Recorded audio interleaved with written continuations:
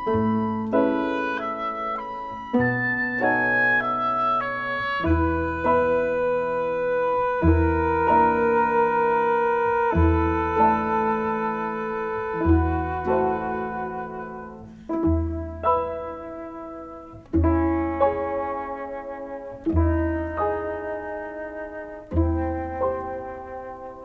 right, everybody, I need your attention. Oops, Jim will get your attention. All right, are we ready? We're gonna watch a movie and then we're gonna start the show. Little presentation, about 10, 12 minutes. So please sit down in your seats and look at the screen and watch this little tribute to my father. I hope you enjoy it.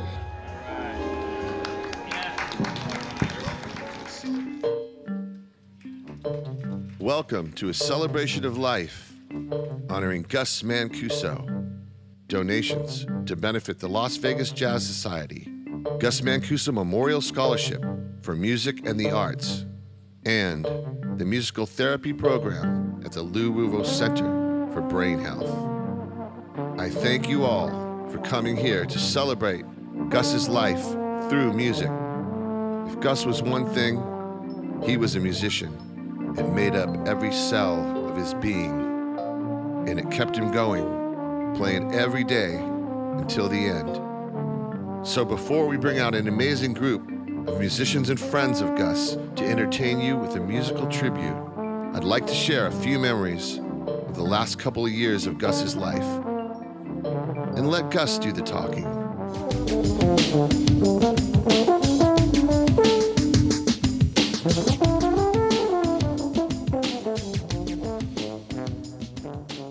That's it. Now practice that. He said, because you got to play tempos like this. Sometimes you got to play a Latin thing. You got to do this. You know, blah blah blah. So he just showed you like. He said, if they tell you they want you to play a solo, say okay. I said, and just remember where the time is and how many bars you're playing, and you can just look like you're doing a lot of stuff. Boom, boom, boom, boom, crash, crash, crash. That's boom, awesome. Boom, boom, and the bass drum, crash. So sure enough, he left, went in the Army. The guy came by. He said, I'm going to listen to you play. He said, if you play okay. He said, you can come and play with us. He said, you're not old enough, but you'll have to stay on the stand all the time, even when we take a break. I said, it's a deal with me. I still make the money. He said, yeah, you make. I thought it was $5, but somebody told me it was 10. But oh, wow. $5. Well, back then it was a lot of back money. then, and the money went to my mother. Oh, okay. And now all my brothers were drafted in the Army, and we had no money coming in. So that's the reason Joe wanted me to get the drums, so I give the $5 or 10 to my mother, and I did that. Oh. And I worked the job, and I sat there and I played with the band. The band would take a break, and everybody would leave and go to the bar, and I would sit there for the break. And then when I was playing, sure enough, he'd turn around and say, I want to feature our drummer. He's from 8th grade. He said, this is little Ronnie Mancuso. Play a solo. That's great. Bada boom, bada boom, bada boom. You know, that hit some guy in the head here and there, here and there. So you can play pretty much anything. That's what I did. I played anything. But I knew how to get, you know, I would go bum bum, bum bum, bum bum. Then the band would come back in.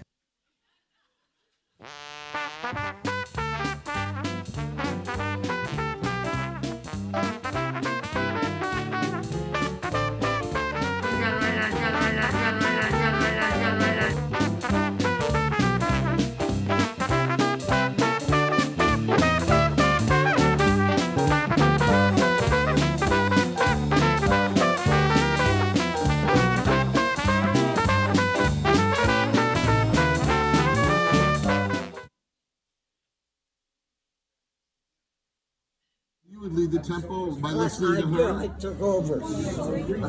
Johnny Veith was not allowed to listen to me or Poochie. Ah. So Sash just would lean back to me and She could sing so slow that nobody in the world, the audience was packed. It was packed in there. Almost made a poem rhyme. Made a poem rhyme.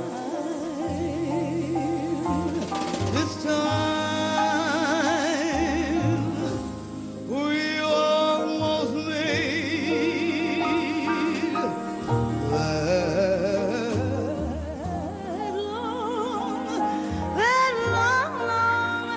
that long climb. Didn't we almost, yeah, we almost made it.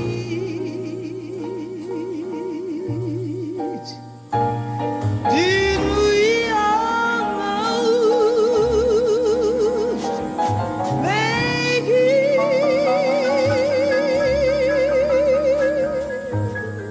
Did we almost make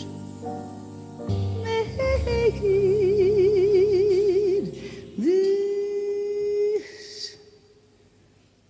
We almost made it this time. This time.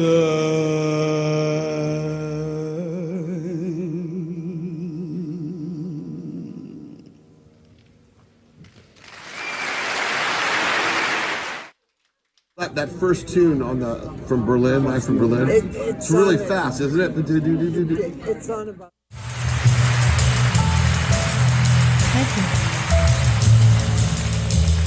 It was just one of those things, just one of those crazy flings, one of those bells that now and then ring, just one of those things, just one of those nights, just one of those fabulous flights, trip to the moon, gossamer wings, one of those things. If we thought a bit of the end of it, how we started painting the town, been aware that our love affair was too hot not to cool down. Goodbye, dear, and amen. Here's hoping we meet now and then. Great fun, just one of those things. Now listen, this is serious. We've been in the studio a long time. We're all very tired. I'm extremely tired. Please, no more laughing. Don't tap your foot. No more breaking up. Just concentrate. Please, guys. Okay, here we go.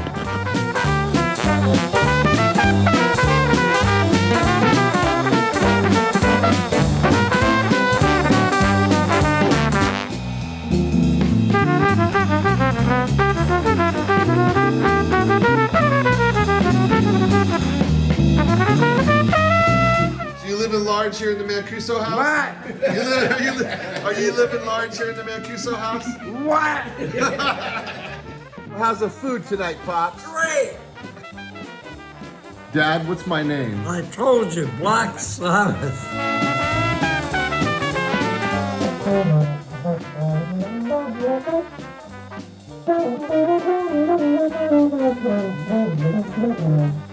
All right, so Edmund's giving Pops a little trim here. Looks pretty handsome, what do you think? I said, who are you? He said, I'm Joanne. You're not Joanne anymore, I hope. No. Thank God we're going to transition you. I'm going to get you a wig and a bra. Right. All right, eat your lasagna. We're eating lasagna tonight. He says, Got Enzo. he says strong. That me? He said, Joanne Mancuso. He came in. I said, "How you doing today?" He goes, "I'm Joanne." I said, "Joanne." I feel like Joanne. I think. So maybe you could be the oldest man to transition, Dad. Korean. Or you could become Korean.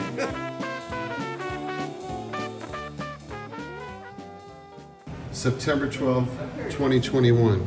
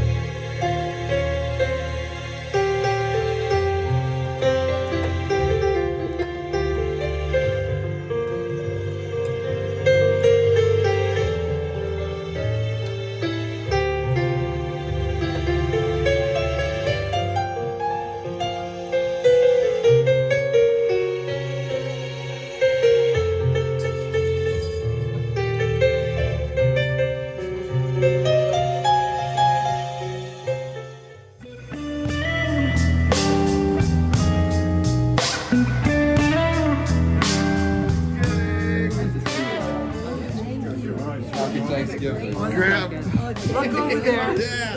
Happy Thanksgiving. Isn't this beautiful? We're having Thanksgiving with our family. We love each other. I love you. God bless you. It's great. Yeah. Love you.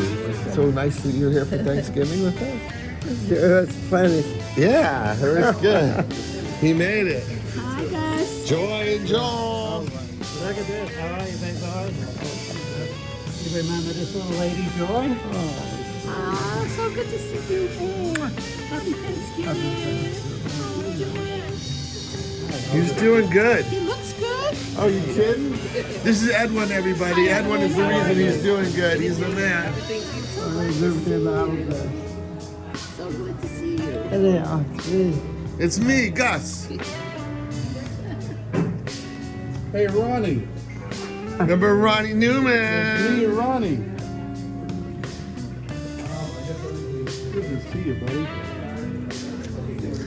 Thank you so much. Good to see you. I came over to the house that you were resting one day. Mm-hmm. I was at the house one day, Yeah. a couple months ago.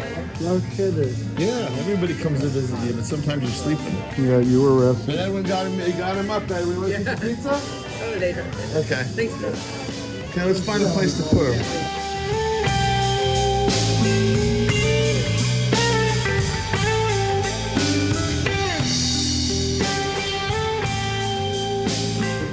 Gus is going home, so.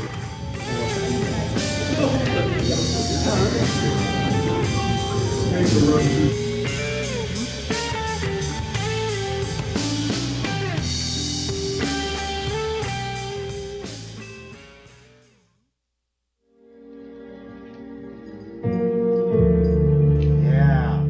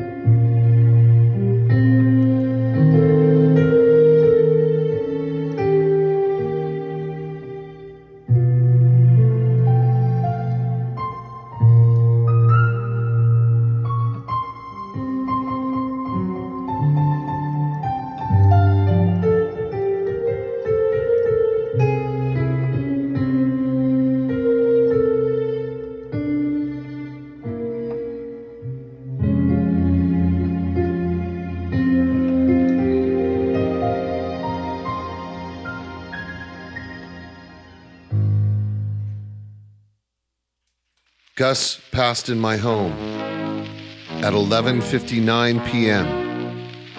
on December 8th, 2021. In the preceding days, many came to visit him to say their goodbyes. He lived a long, meaningful life and passed peacefully at home with his family by his side and not in pain. For that, we are grateful. Of course, we are all sad, but we also feel blessed to have had this wonderful time together. So we gather here not in sadness, but to enjoy, to celebrate the life of Gus Mancuso, a master musician, a great friend, and most importantly, a great soul. God bless Gus Mancuso.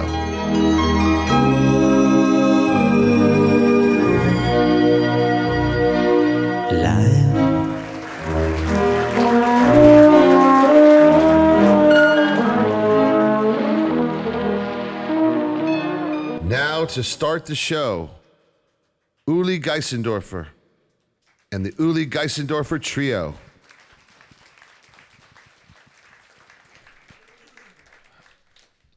Thank you so much. I have to take a moment. These images were just amazing, as well as seeing him play. I was very happy. A couple of years ago, Larry Carroll and I did a little documentary actually on Gus, and we spent several hours with him together as well, talking about music, and he was so chipper, and that's still the way I remember, and that's seeing all these images. It's very heartwarming. Gus was also one of the first people actually who gave me a gig in town when he still had his jazz series there at the Bootlegger. And I never forget playing with him. He was, what an amazing soul, what a real mensch he was, you know. Music, he just radiated beauty and warmth.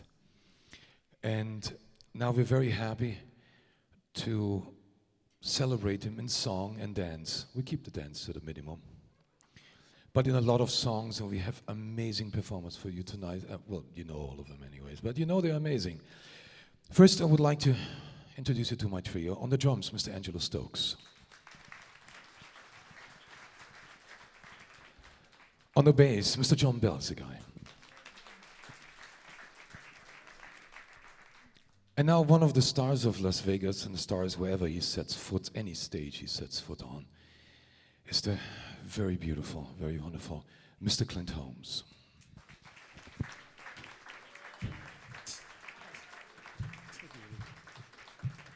So I don't know which mic to use. I guess this is as good as any, right?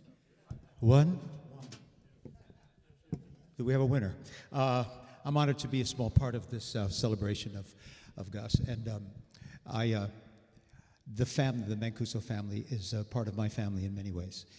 Our history here at the Bootlegger, our history here as musicians and entertainers in town. So I'm happy that you invited me. And let me sing this. I did Dennis Bono's show last Thursday, and this is the song I sang because, you know, music makes us happy. Music makes us feel bad. This is one of those for me. If when I hear it or when I sing it, it makes me happy. So since this is a celebration, we'll start with this, okay? And you guys want to sing along with it? You know, please don't, because no, sing along if you like. Just go ahead. Go ahead, Uli. But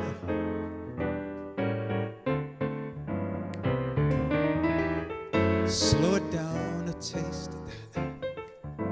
There we go. Grab your coat and get your hat. Leave your worries on the doorstep. Just direct your feet where? That's nice. Don't you hear that pitter-pat? Let that happy sound be your beat.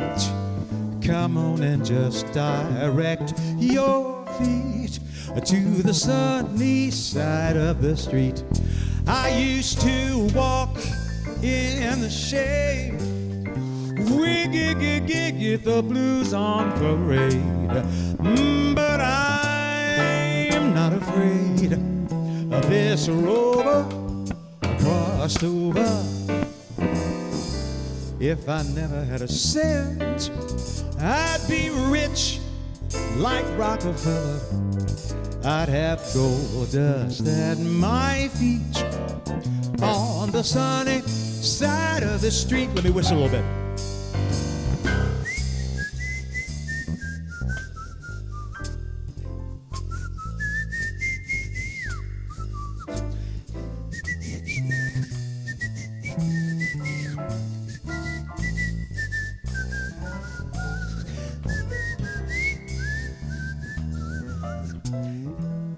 I'm all out of saliva, so I'll just go back to singing the song. I'll have gold dust at my feet on the sunny side of the street.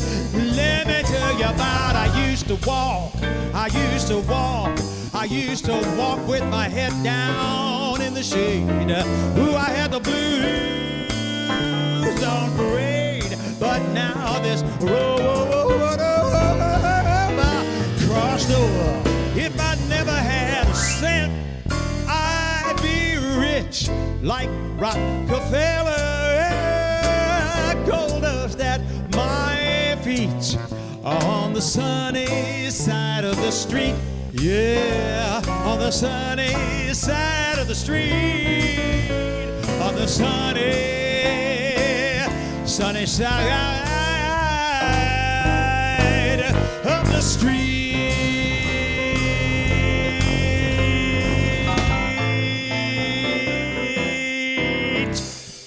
God bless Gus. Thank you. Thank you for letting me be a part of it. Thank you. Is Pete Barbuti applauding? Because if he's not, I'm very upset. Ladies and gentlemen, one more time, Mr. Clint Holmes. Thank you so much. And he has to run off to the Smith Center. Otherwise, we had a plan, actually a whole hour with him. But we'll do that next time. Now I would like to bring someone up that will turn things around, as he has done, I think, for the last several decades. Please put your hands together for Mr. Pete Barbuti.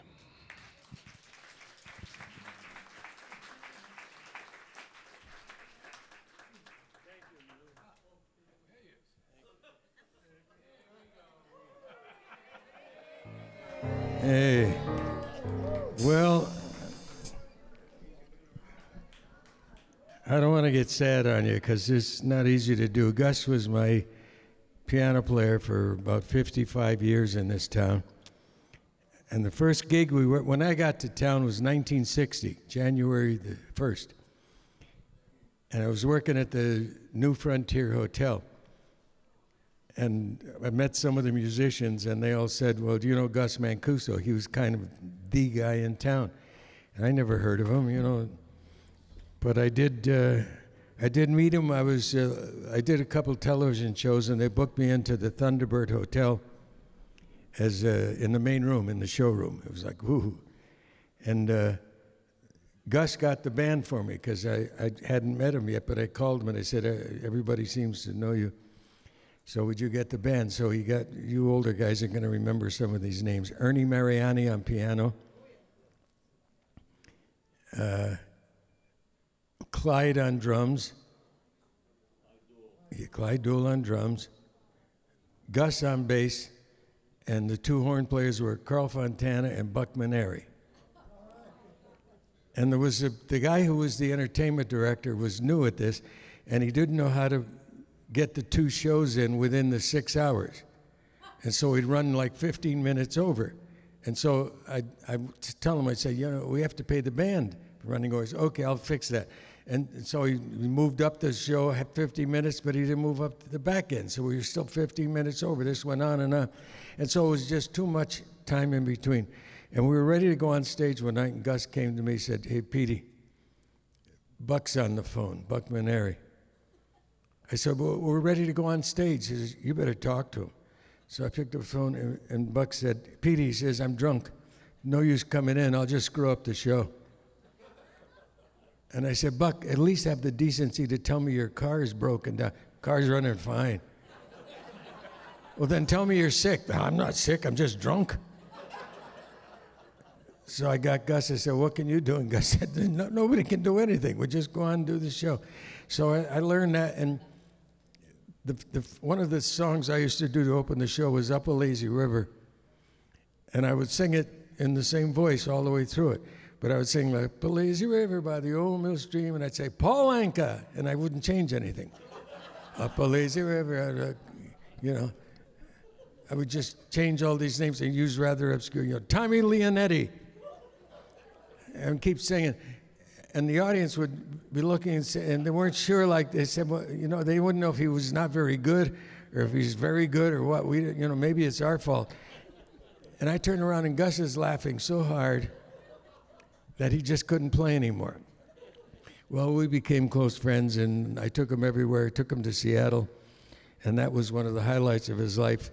We'd work a place called the Olympic Hotel. It's now a Four Seasons hotel, right downtown Seattle. And every morning, Gus, I got him a nice room at the Olympic Hotel, a fancy room. Every morning, he'd go down to the Pike Place Market, and he'd buy all these fresh vegetables and fresh fish. And he'd take it back to his hotel room, and I'd go in his room, and his sink was full of lettuce and carrots and tomatoes and everything. He was just nuts. So the two of us one day were walking down through the Pike Place Market. He talked me into going down there, and we're looking at all those fancy food booths and the seafood and everything. And we went in this little shop. They were building it, putting up the shelves, and I said, "What's going on?" And the guy said, "Well, we're going to open a shop here, and we're really excited about it." So what do you sell? He said, "We just sell coffee." And I said, "Oh, yeah, hey, Gus, this place is going to go real big. They just sell coffee, man." Well, yeah, you guessed it. It was Starbucks. So now I want to tell you about Gus's musicianship. The Sahara Hotel was kind of like, my home base here in town in the lounge for years. And Jack Eglass, the entertainment director, called and said, "I booked George Shearing in." And George was very excited to hear that you were one of our acts, because I had known George before. We'd done some shows together. And he said he's very excited about working with you. So I had Gus on piano, Billy Chris on bass, and Joey Preston on drums. And first of all, we went in, and they had an old Steinway piano at the Sahara Lounge that was older than the hotel. It was a very, very beat-up piano. But it still played okay. And so I said to Jack Eglass, George isn't going to be. He says, "I know." So I ordered a piano. So he called Steinway, and they brought in this big, huge, beautiful piano. So I went down early, and I was playing the piano, and I sounded really good on it.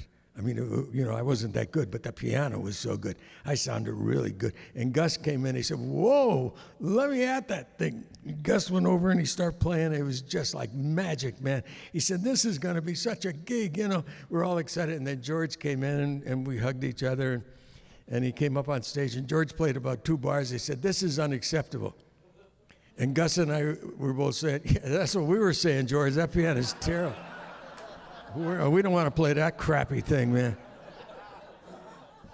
So George was one of those, he was, very big at the time. So George made a phone call, and Baldwin brought in a 9-foot concert grand, and it was different. But George called me in the dressing room one night, and he said, "Petey, who's this piano player you got?" I said, "That's Gus Mancuso." He said, "Boy, he can play some bebop, man." George Shearing was excited about hearing Gus play. That's the level he was at, man. And they don't get any better than that. Well, I took Gus to Seattle, and we used the same bass player and drummer. And everywhere I worked, I had one formula, and that was before I go on, Gus and the trio go on and they play a tune. And people would say, "Well, why do you do that?" It's sort of, I said, because they're that good. I don't care whether you like them or not. They're that good, and they're going to go on. So we were working in Seattle. We had the same guys, and the bass player got sick and couldn't make it. So we had to call the union. That's the kiss of death. You don't know who's going to. And so they sent in some young kid who was obviously a rock and roller. He's, electric bass player, which was okay.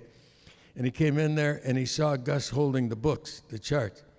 And he said, "Well, is there a lot of reading?" You could tell the kid couldn't read, And Gus said, "Well, yeah, there's a fair amount of playing, And the kid said, "Oh," he said, "Well, what is it, like 6 nights a week?" And Gus said, "Yeah, we're dark Mondays, but the rest of the other 6 nights we work." And the kid said, "Gee, I was going to go to a concert on Thursday." And Gus looked at me, and he said to the kid, "Well, if you can send in a sub, then that'd be okay," because we were kind of desperate. And the guy said, "Well, if I can't work the 6th night, I'm not interested in the gig." And he walked out, and Gus looked at me and said, "What did we say, man?" So anyway, we got another bass player as a kid that some of you may know the name. His name was Dean Johnson. Yeah. And he was from Seattle. He was 19 years old. And I told the drummer, whose name was Dave Coleman, I said, "Don't get us a kid, because when Gus goes on to play a tune, he doesn't want to have to rehearse. Gus wants to go on and say, 'We're doing Stranger in Paradise in F.' or he wants to go on and say, we're doing milestones in B flat, or whatever it is. Gus doesn't want to say to the guy, do you know this, or something. He wants experienced guys. And so this 19-year-old Gus said, we shouldn't hire him. It's not going to be good, man. He won't. First of all, he'll be able to play the notes in your charts, but I don't want to have to be teaching a guy songs and everything like that. And so anyway, this kid, Dean Johnson, played pretty good, and Gus couldn't stump him. And so one night Gus said, okay, I got him now. I'll pick up some tune he doesn't know. So Gus said, hey, Dean, do you know a tune called My Ship Has Sails?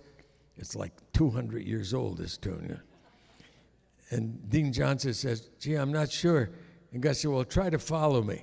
He was going to teach this punk kid a lesson. So Gus played and the kid played, and then when the song was over, Dean Johnson leaned across the piano to Gus. He said, Gus, remind me on the break, I have some better changes for that song.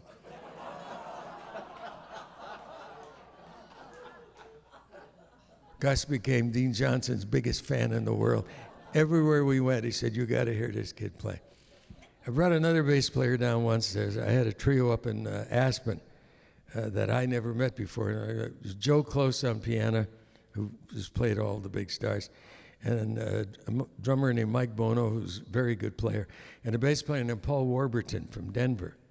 And I never heard anybody play like this. The guy was phenomenal. And so I brought him to town. I was working the lounge at Caesars. And after the show, we went out to the San Souci. And Gus was playing out there with Johnny Veith and I think Ed Pucci on drums. And I said, Gus, the bass player I brought in is pretty good. Can he sit in? And Gus said, Petey, not on my bass, man. The sound peg isn't set right. The strings are too high. The action is terrible on it, man. I mean, I'm fighting it every night. I said, well, you want to let him try? He said, well, he's welcome to try if he can, you know. So Paul Warburton went over, he played a couple notes, said, yeah, it's okay, I can do it. So Gus said, fine, if he wants to. So Gus came and sat with me, and Joe Close was playing piano. And they started playing. They played about 8 bars. And Gus looked at me, and he got up, and he grabbed his chair, and he dragged it over to Paul Warburton, the bass player. And he sat in front of the bass and stared at it like this. And he tried to get Paul to stay in town so he could teach, because he was phenomenal. He was just a genius. In fact, when he was 19, he was with Bill Evans. When Scotty LaFaro died, this kid went with Bill Evans, and he played at that level. But Paul had a problem with demon rum, so he had to go back home to Denver and take care of his problem. So anyway, Gus he meant so much to me. And it wasn't just the music. I mean, Gus had that sense of humor that I knew he understood where I was going. And I used to do a medley of hit songs from Oklahoma. And I would do them wrong. Like Oklahoma, I would always have an extra beat in it. And then near the end, I would add a beat, so it would come out even over the whole song. But it's just like you hear in a lounge if you go into Wilkes-Barre, Pennsylvania, and you know. And then I'd sing, the second song, whatever it is. There's a bright golden haze on the meadow, in the corner so high as it grows in the past, and it looks like climbing right up to your eye.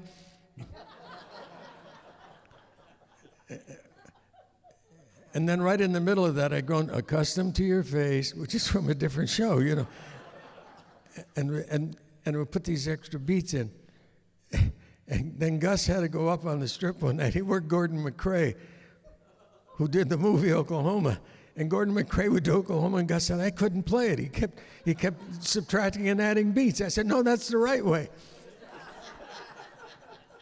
We used to do a thing. I had this old beat-up trumpet, and I would do this whole story about how I got the trumpet, how I went to New Orleans as a kid, and I couldn't afford a real good. I was taking trumpet lessons, and I had this old beat-up trumpet, or I had like a student model that didn't play real good, you know. And I'd watch these trumpet players come in, Al Hurt and Miles Davis, and all, and they all had multi-$1,000 beautiful golden horns, and I used to look at them covetously and think, gee, if I had a horn like that, I could play that good too, you know. And then I explained that it doesn't work that way, and I go through this whole thing about how I remember the day that I learned my lesson about life and music, and I'd say, I remember it like it was yesterday. It's like one of those things you always remember where you were, like, when your kid got married or when the Kennedy assassination. You always remember certain dates are burned into your mind. You remember exactly where you were at that minute. And I'm explaining to the audience where I was, and I say, I'll never forget, I know everything about it. It was exactly 1:30 in the morning. It was a Monday night, and I was in the kitchen. I was just finishing up, and then Gus would go, psst. And I'd turn around, and of course the audience wouldn't know exactly what's going on. And Gus would call me over, and we'd have this long conversation. Then I'd come back to the mic and say, it was a Tuesday. But his timing was so good that, I mean, we'll all miss him. Piano players in town all say Gus is the best piano player I ever heard. Carl Fontana, who was, the genius trombone player, the best in the world, no question, the best in the world. Carl Fontana said that of all the piano players I've worked with, Gus is the best. He lays down exactly the voicings that I want to hear, and that enables me to do what I do. He was just the best piano player. I took his Christmas tape down. I was working a show in L.A., as a matter of fact, with Eddie Fisher, who didn't know me, didn't know who he was at the time. And it was an industrial show, and all the L.A. guys were there, all the top guys, And so I had this Christmas tape that Gus had just made, and I said, listen to this, and I played it, and I said, who's on trumpet here? And Don Menza was the first. He said, that's Miles, man. That's Miles Davis. I said, no, it's not. And, Wayne Bergeron would say, no, I think that's Clifford Brown, isn't it? No, nobody could guess. So I said, it's Gus. And they all went, that's Gus on trumpet? I said, yeah, he was that good on trumpet.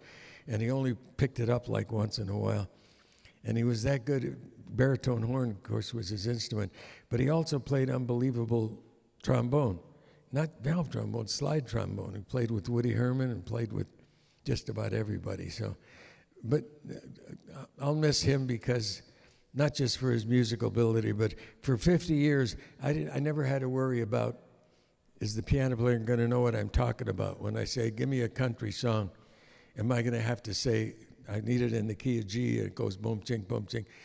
Gus knew exactly what I meant. He was everything, and if you're an entertainer and you have that guy who knows everything about you and loves you. And we also had another hobby. We were into gardening, and Gus had a huge garden everywhere he went. And I talked him into buying one of those. I bought one of those tillers that you just walk and it tills up the ground. Boy, he just loved that, and he had these big garden go. And then we'd read the gardening books. We'd take him in the band room and read the gardening. Forgive me for this, but I'm just remembering. We're in the band room one day, and there was, I'm afraid, a bit of drinking back in there at the Sahara. And we were back there, and Rudy Ackles was the bass player, very good player. And Joey Preston was on drums, and Gus on piano. And so it was my dressing room, but everybody hung out in there because they didn't have that many rooms. So everybody was hanging out in there. And I was left, and Joey came out and said, you better go in there. Gus and Rudy are arguing. It doesn't sound like they're having fun. So I went in there, and Gus was talking about Miles Davis wasn't doing anything serious anymore. He said Miles Davis is just blowing off the people, and it's not. And Rudy was saying, no, it's just that you don't understand him. And Gus was saying, don't tell me that, man. I worked with Sarah Vaughan, and she said Miles is a joke now. He's not playing good music anymore. And this, anyway, they were arguing back and forth with this, and it was quite a heated argument. And then Gus said.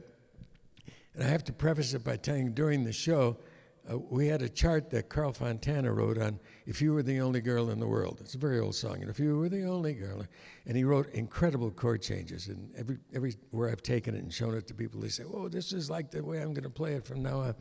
And Rudy didn't get the music up, and he played some bad notes. And Joey Preston, the drummer, had great ears. And Joey would say, Rudy, why don't you get the music up, man? You played some bad notes. And Rudy was saying, Joey, you're just a drummer. You don't know what you're talking about. And so this whole thing started. So I got in the dressing room, and Gus was arguing with Rudy. He said, Rudy, I want to tell you something. He says, I don't know if you know this, but I was in the Army, and I was overseas. People don't know that, but my older brother, was in the Army, and he was overseas. He was in combat. And my mother went to church, and she swore that if you send my son home, I'll go to Mass every single morning. And her son came home unharmed, and she did. She never missed a day. She went to Mass 7 days a week. And Gus said, and knowing this, here I am overseas, and I got wounded. It wasn't serious, but some shrapnel hit my foot. And it was, it was an excruciating pain. And as much as it hurt, man, I kept thinking, my poor mother, who's going to tell her that her little boy Gus is wounded in combat? She's going to go through, he says, the important thing is you can't tell my mom. And he says, and this thing hurts so bad. It wasn't that serious, but it's just where it was in my foot, and it hurt so bad. And I was crying like a baby, man. And as much as that hurt, Rudy, I'd rather go through that 9 more times than to play that song with you even once. And I ran out of the room. I said, that is the evilest thing you have ever said. And he laughed for 2 days over there. Anyway, we worked at a place in Seattle called the Trojan Horse, or Greek family. So after Saturday night when the joint closed down, Alec Gotsis, the guy who owned it, took us in the bar, and he opened the Metaxa and all the, Ouzo and everything.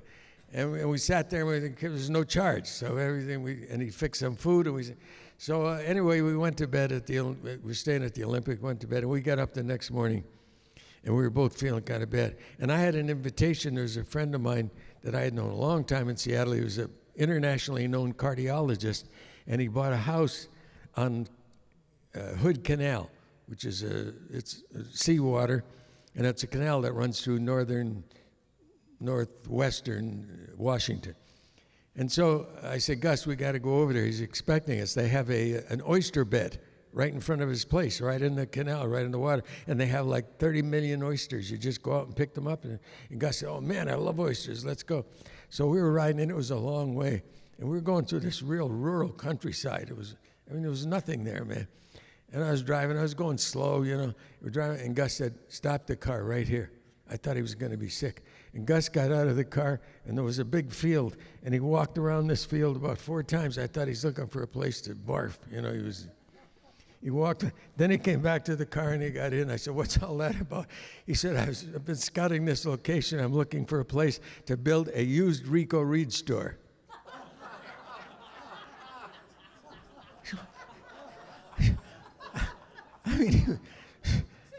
Anyway, we go to this place, and the place was on Hood Canal, and there were more oysters than you can see. Millions of oysters. And the guy who owned it, there were like 8 or 9 people there. And he said, his name was Kenny Iyer, the cardiologist, and he said, have all the oysters you want. Well, there were like 3 ladies there, wives of guys who were there, and they start shucking oysters for Gus. And we roast them on the grill and put some in the oven. And then he ate some raw, and they gave him a half-gallon jar of oysters. There must have been 30 million oysters, shucked, just the oysters in there to take home. He took them on the plane with him. So Gus, this was a marvel to Gus to see these oysters. So they said, Gus, here are the boots. Put on these boots and grab the pail and just go out there. Here's some gloves. And he went out, and he's picking oysters, and he said, does it matter? No, anyone at all. He was picking them, and he brought them in. The girls were shucking them. He said, I'm going back for more. And he went back. He was in his glory, man. So then it was late at night. We all went to bed. And about 2 o'clock in the morning, I hear all this doors banging and everything. And I hear footsteps, and then I hear running, and Gus comes running into the front door screaming, they're gone! Somebody stole them! They're all gone! And Kenny said, Gus, the tide is in.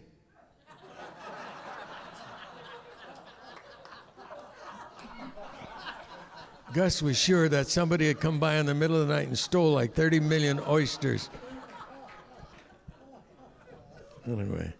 Well, to say I'll miss him I'll think of him every day, because he was my buddy, man. And we were friends for so many years, and he's been to my house, and I've been to his house, and we sat down. We used to do this thing with the gardening books in the dressing room, and we'd say, Gus, I can plant some trees, man. I want to put in like some almond trees.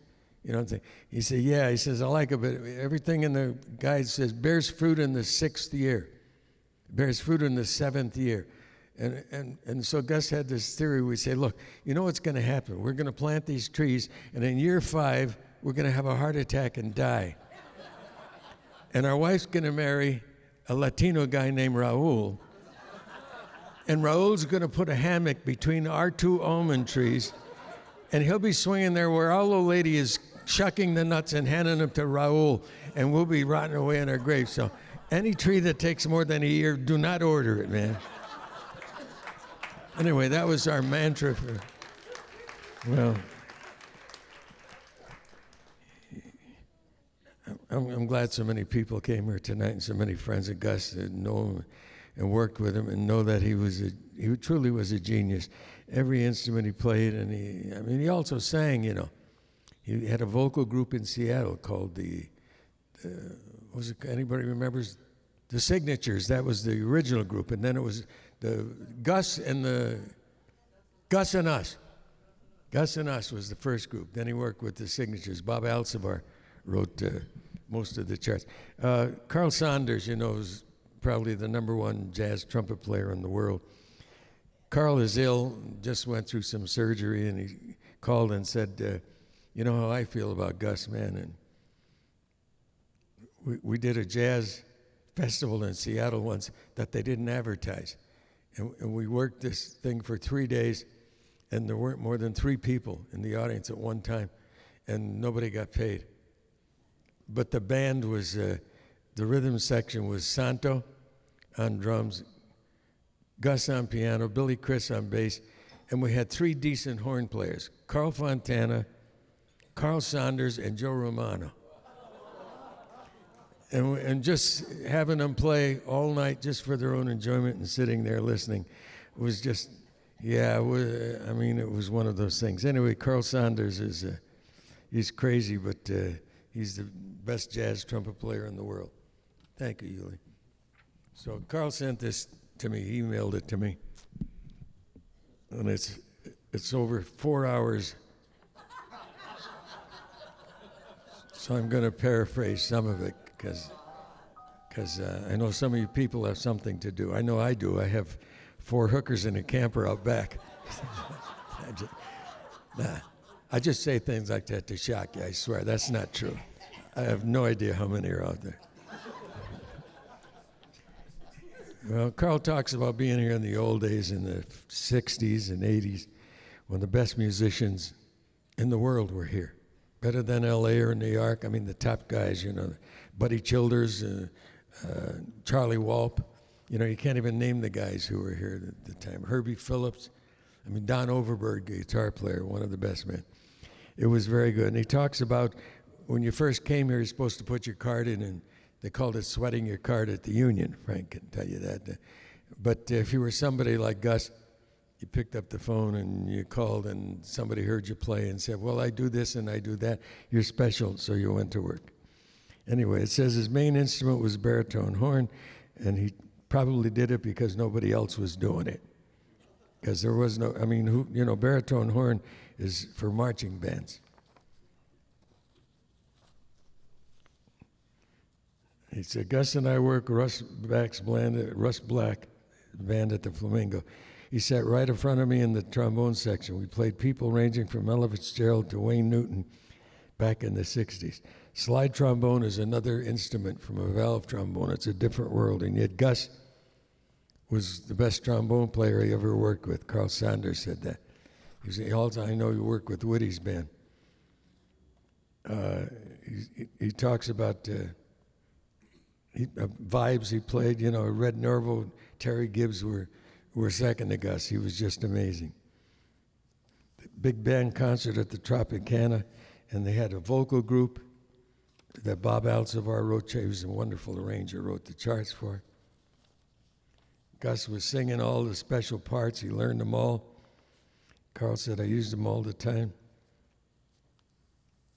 He was so fluent on all the instruments that it took a great deal of woodshedding, a great deal of practice, but those of us who knew him know that Gus is one of those guys who could play all day and all night. It never bothered him. Carl says he was the best bass player he ever worked with, and he worked with like Carson Smith here in town, and he said he swung more than everybody. He worked with Sarah Vaughan. I guess most of you read that thing in the paper about the joke he played on Sarah Vaughan. They were in Europe it wasn't real detailed in the paper. They were in Europe, and somebody in the audience yelled out, "My Reverie," a song Sarah Vaughan had recorded years ago, but she hadn't done it for years, and she just didn't remember it. And she stood there frozen, and time says, "I'm so sorry, I love that song, but I haven't done it in so long, I just don't remember." And somebody yelled out, "But you recorded it." She says, "Yeah, but when you record it, you have the sheet music in front of you, you know, for like as a crutch, so you don't forget it." And she knew Gus was a singer, so Gus leaned forward and said, "Sass, you want to do that tune? I know the hell out of it. I'll help you with it." And she said, "Oh, all right, with the help of my bass player, I'd like to sing My Reverie." So she sang the first 4 bars, which she remembered. Then she leaned back, and Gus leaned forward and said to her, "B flat minor 7th. Well, she started laughing, and that was the end of that show. Because no matter what song she was singing, Gus would say, "G minor," she would break up again. He was just, and when Gus was leaving, he got Bob Magnuson the job, bass player from San Diego. He got Bob Magnuson the job, and they rehearsed at Gus's house. Sarah Vaughan was there, and Bob Magnuson came in, and Sarah had one chart in there written by Richard Davis, the genius bass player from New York. And Richard Davis wrote this chart. Nobody could play it. Only Richard Davis could play it. I mean, it was that complicated. And so Gus never played it, and Sarah Vaughan never did it. She said, "It doesn't make sense." And so they got Bob Magnuson there, and Sarah Vaughan said, you know, Gus put her up to it. She said, "All right, get up that Richard Davis chart." And Bob Magnuson looked at it, and he looked at it again, and he looked at Sarah Vaughan, and then he ran out into the backyard and threw up. And then, of course, they both laughed and brought him in. He was a wonderful player and lasted a long time. Anyway, Carl just says he's, you know, he just misses Gus a lot because he was special, and he worked with him a lot, and Carl Saunders is like the guy. And he learned from Sam Noto, which was I have a tape, and I wish some more of you have. In fact, Ronnie may even find it in Gus's archives. It's a little tape cassette. One night, Sam Noto came to Gus's house. It was about 3:30 in the morning. It was loaded. And he banged on the door, and Gus let him in. He had been in a fight and had a couple of cuts and bruises. And he came in. He was still drunk, and he sat down. He was blathering on to Gus. And Gus said, "You got your horn?" Gus wouldn't talk to him. He said, "Yeah, bring your horn in." And Gus plugged the Fender bass in, the little amp he had in there. And they played some blues. It was about maybe 15, 20 choruses. And I've played it for some people, and they say, it is the best clinic I've ever heard in my life on jazz. There's 2 guys in a kitchen. It's amazing. So, but Gus was special. He was not only special to his family and friends, but to the musicians. And damn, he's just a good guy, and I'm going to miss him forever and ever. And thanks, all of you guys, for coming out. Yeah. Oh. Incidentally, Gus, I didn't know it until after a while, but Gus, Joey Preston, and I were all stationed at a military base in Virginia called Camp Pickett, Virginia, which was the hellhole of the world. It was the worst place. The humidity was 100% every day, and there were bugs everywhere, and it was just horrible. Anyway, we didn't know it until we finally got together. We're trading Army stories, and I know Tom is here, and he was, I think, was it Fort Lee or Fort Lee? We was stationed with Gus, and he remembers Gus. No matter where he was, and no matter what he did, he within a day they heard him play, and he was just a man. That's all there is. So anyway, thank you all.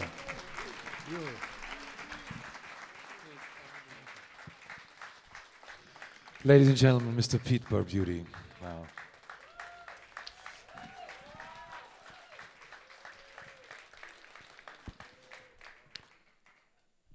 And now, Carl, through Pete. And Pete mentioned all the instruments he played. That's one of the things we do tonight. We showcase several instruments that Gus was so proficient on it.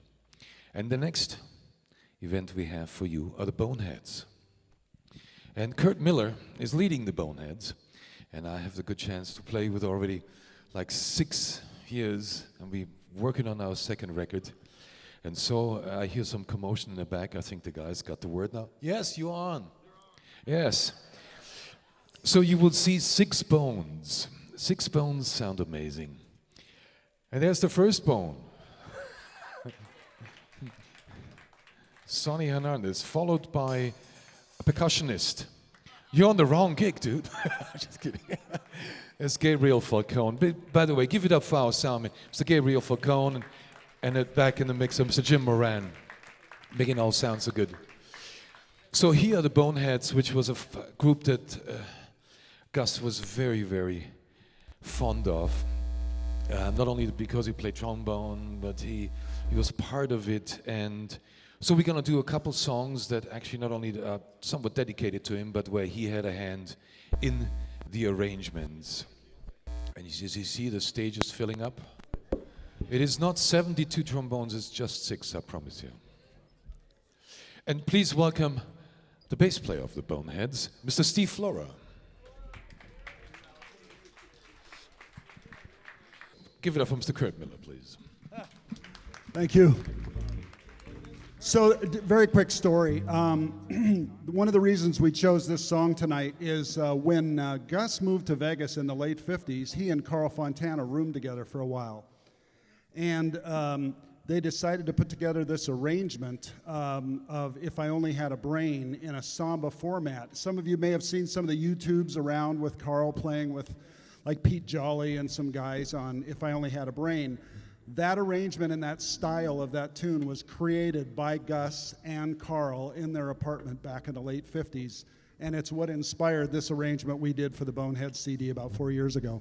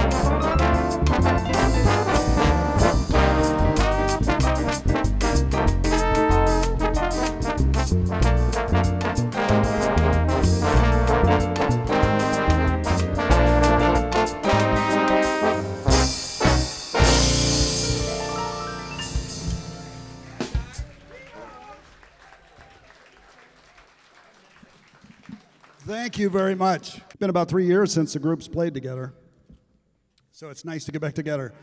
I know, it's been a minute. This next song, I Loves You, Porgy, from the famous songs and all the other songs that accompany that. We chose this tonight because when we did the CD about 4 years ago, Gus told Ralph that this was just one of his favorite cuts on the CD. So we thought it would be appropriate to go ahead and play this. I used to introduce this as I Loves You, Porgy. And all the guys used to make fun of me, but I always thought, well, you know, consenting adults don't get together to have an orgy. They have an orgy, right? So, you know, I don't know, whatever. So.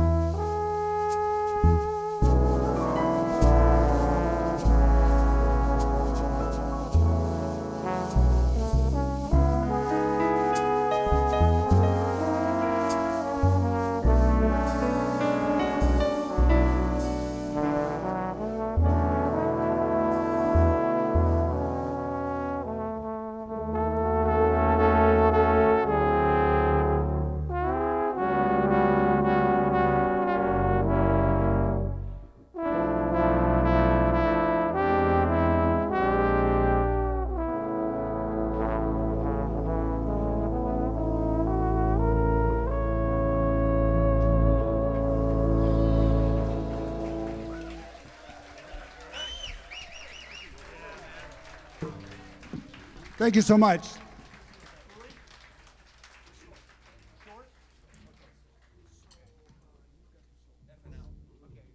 He says we got time for one quick one. Is that all right? Okay. This is called I Thought About You, and that's what we're doing with Gus right now.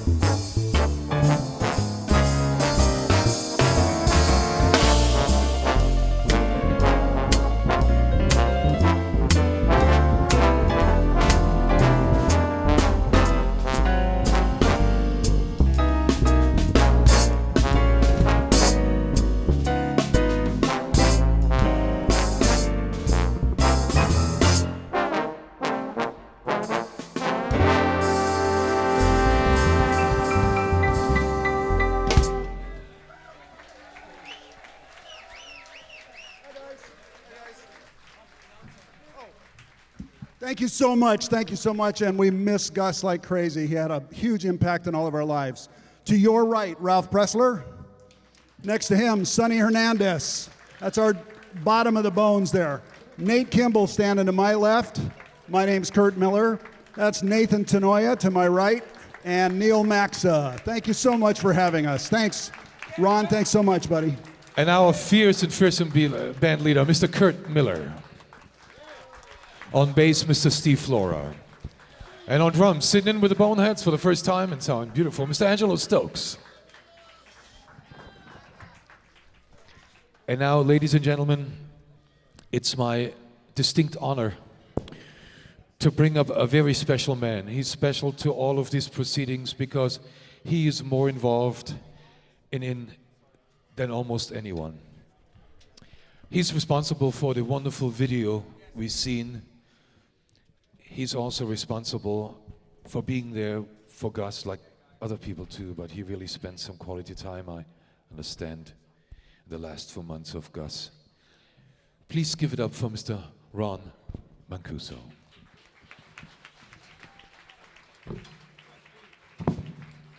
Thank you all for being here. It's a great event, right? Everybody happy so far?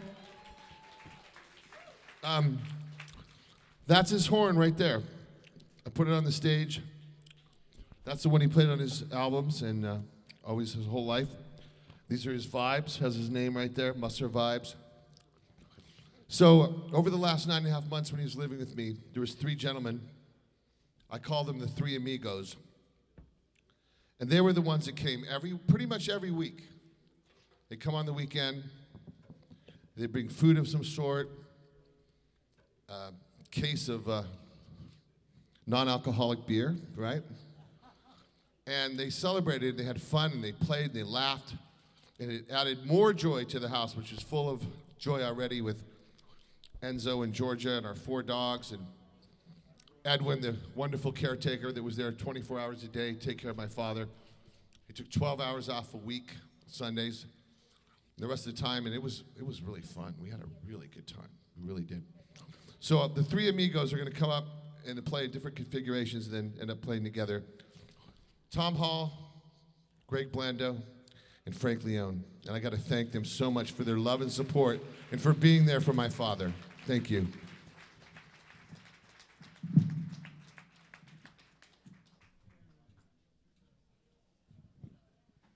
Call the 3 amigos, I don't know why, because there's 2 Italians and a manja cake, so it should be called the three paisans, but we'll take amigos.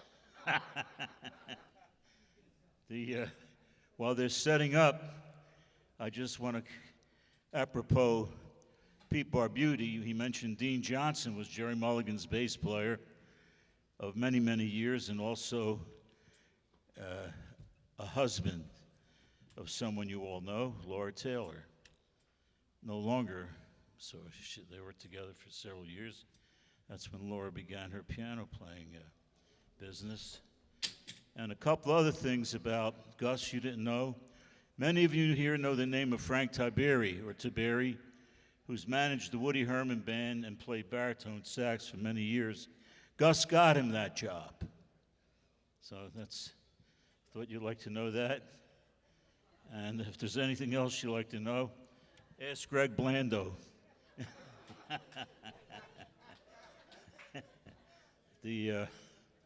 Are we ready? Greg? No, we're still waiting. We're close to ready. My term for Gus was the octopus, an instrument on every tentacle, 8 tentacles. Think about it. Are we set? All these kids you just heard play are my illegitimate sons. I've been here that long.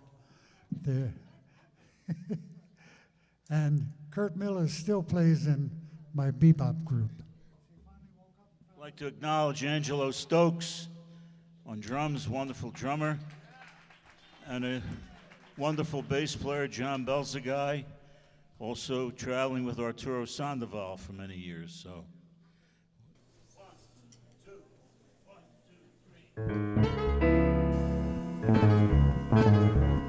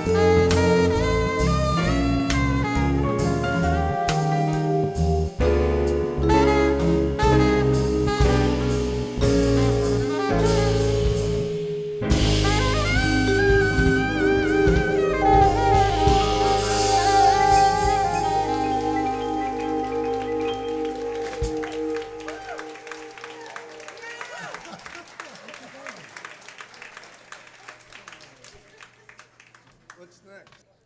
So this is for Maggie. I wanted to play a ballad in memory of Gus because he and I would sit and play many ballads and changes and goofy things. And there's a wonderful ballad that bespeaks beautifully, written by Frankie Lane and his genius accompanist who died all too early, Carl Fisher. And it's called We'll Be Together Again. And some of you may know it, some of you may not. And I paraphrased the lyric for Maggie and for all of us. And it reads, "No tears, no fears. Remember, there's always tomorrow. So what if we have to part? We'll be together again. His voice, his smile, our memories we'll treasure forever. So try thinking with your hearts, we'll be together again. There will be times when I know we'll be lonesome, times when I know we'll be sad. Don't let temptation surround us. Don't let the blues make us sad. Someday, some way, we all have a lifetime before us, so parting is not goodbye. We'll be together again." Gus.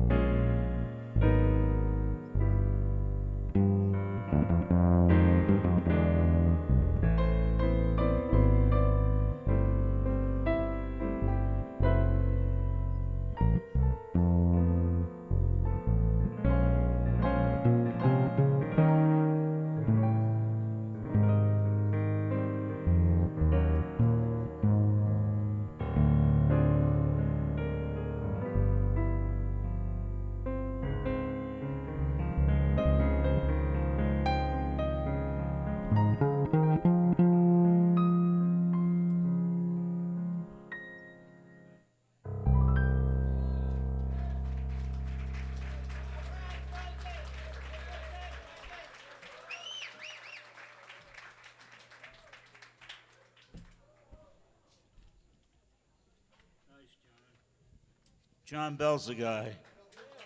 Our last tune, 4 bars, yeah. We decided to play a song which absolutely applies to Gus Mancuso as far as the title is concerned. Now, in the mix of this, you may hear another lick called Split Kick, which was Stan Getz's version of this, by the way. That's how Stan avoided paying copyright when he recorded it with Al Haig. So, anyway, this is called Split Kick, and we're going to dedicate it to Gus because its real title is There Will Never Be Another You, Gus Mancuso.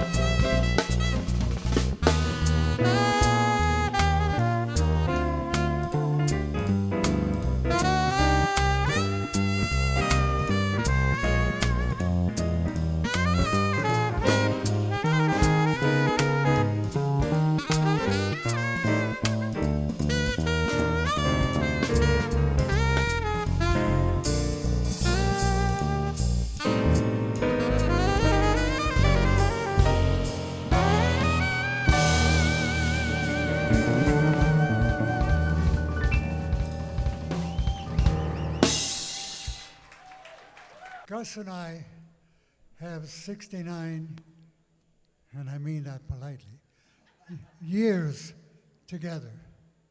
And the only person around longer than that is Petey Barbuti.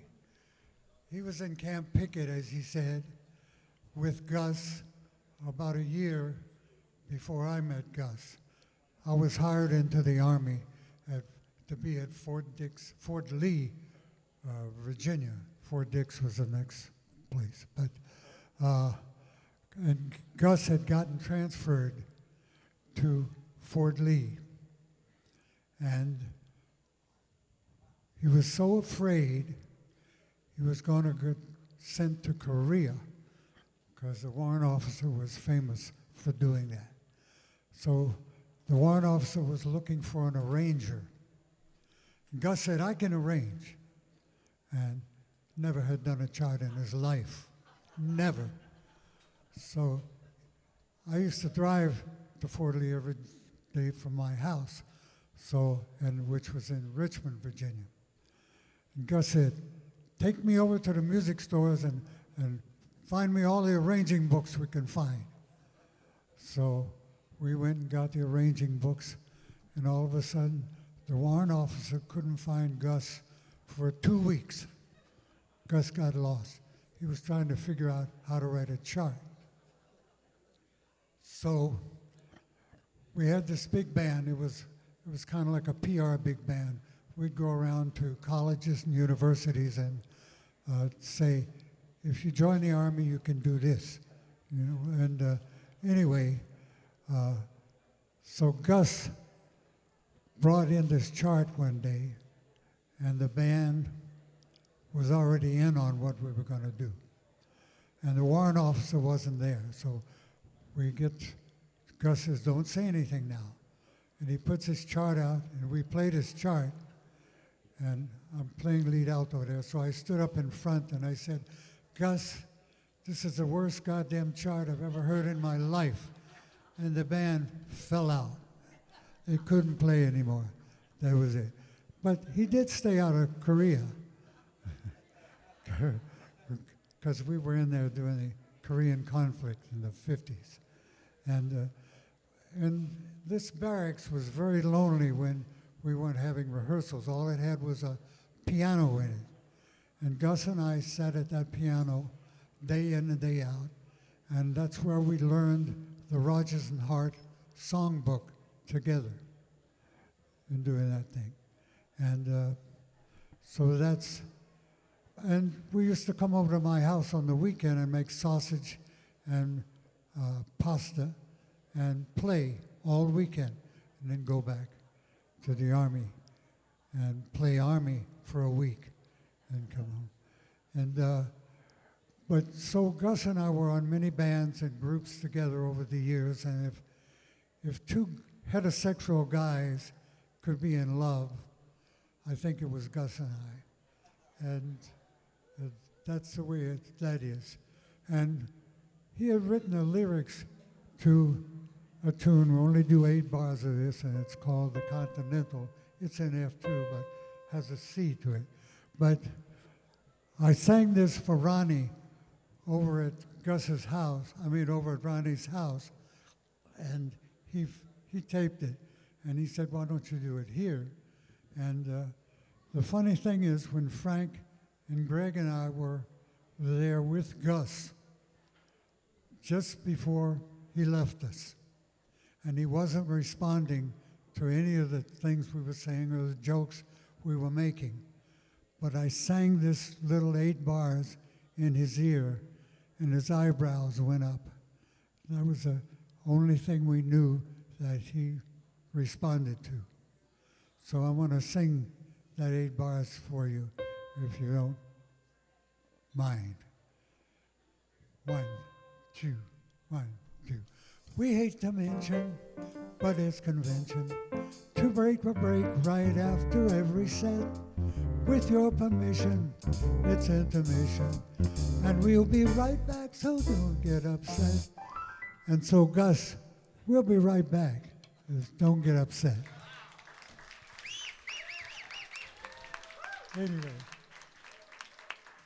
and I'd like to do this tune for Gus. I don't want you to think it's maudlin, innocuous, and inane, as Shecky used to say, but it's a song of love. And Maggie, I've heard her sing it at some get-togethers like this. And I had done this a million times, but this time it's really special. My buddy, It's what happens when you get old, your reed shakes. Have you ever had your reed shake?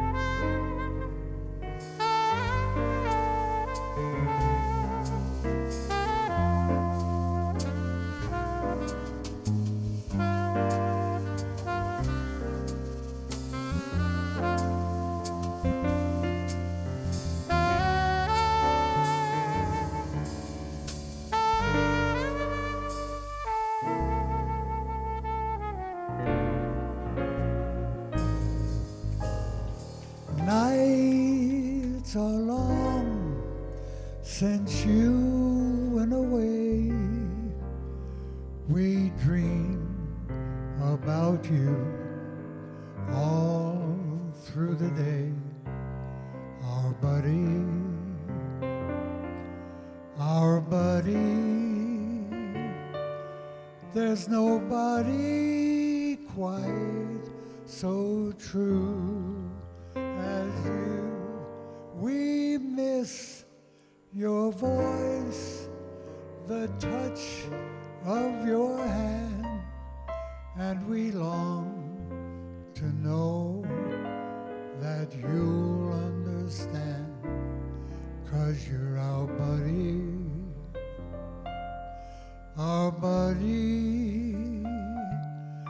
and all your buddies, we miss you.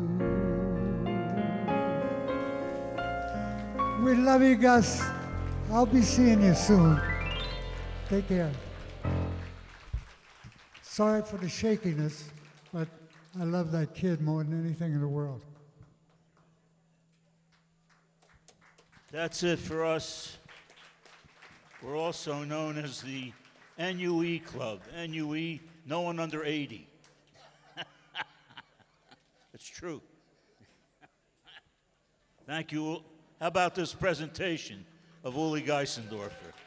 How about that? He put this whole thing together, and he's taking me apart.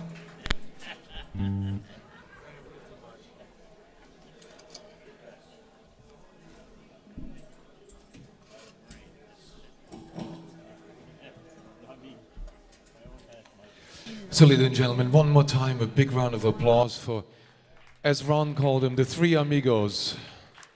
Mr. Tom Hall, Mr. Greg Blando, Mr. Frank Leone. Right now, it's my intense pleasure to bring up an amazing singer. His brother is probably his cousin is probably one of the most heard musicians all over the world, Clyde Stubblefield. His beats with James Brown were sampled more than you can possibly imagine, which did, of course, nothing for Paul, but Paul is an amazing drummer and is all right. He probably got some of Clyde, but now we have him up here and he's going to sing a song for us. Mr. Paul Stubblefield.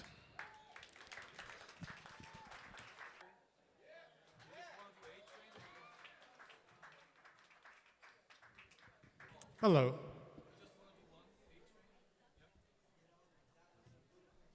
How are you? Good to see you.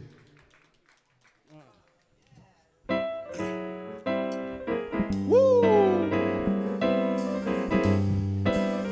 Hurry, hurry, hurry, hurry. Woo! You must take the A train if you want to get to Harlem in a hurry. You must take the A train. Find the quickest way to get to Harlem in a hurry. Hurry, hurry, hurry. Woo! If you don't, you're gonna miss it. Hear the wheels humming. Yeah. You better take the A train. Find the quickest way to get to Harlem in a hurry.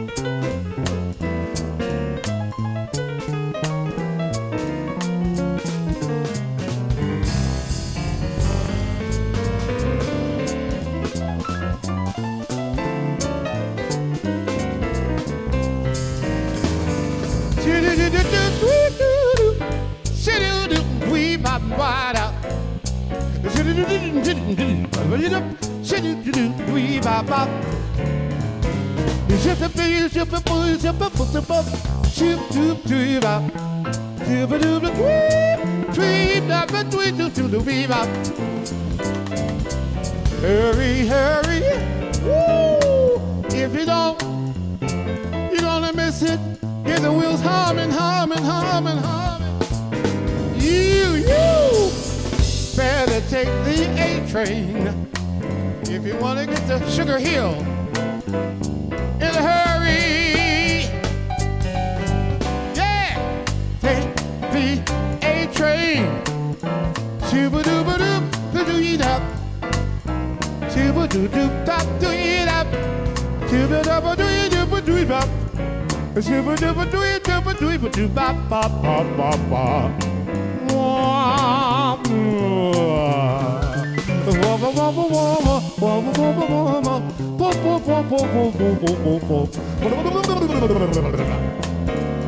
Hey!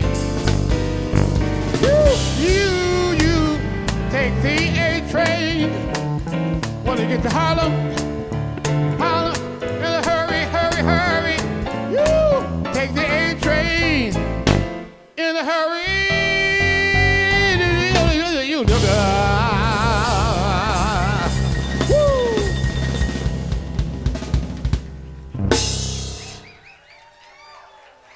Thank you.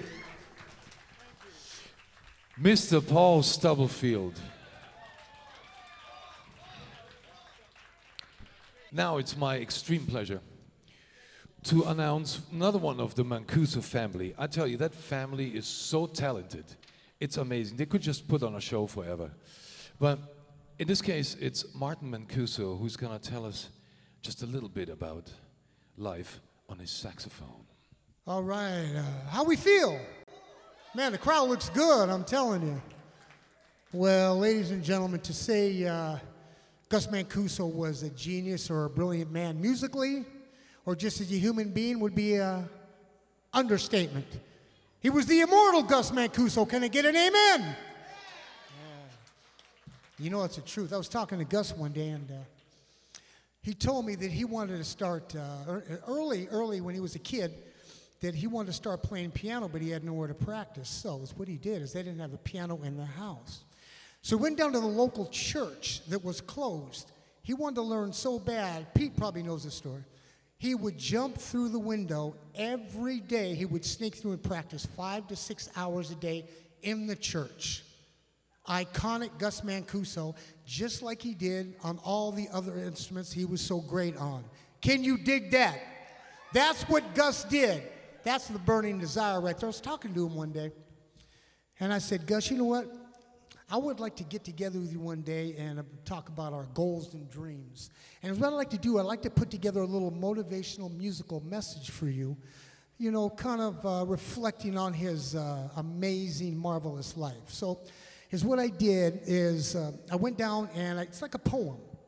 And before I play this one song, I'd like to do this little poem, if I could get this out of here.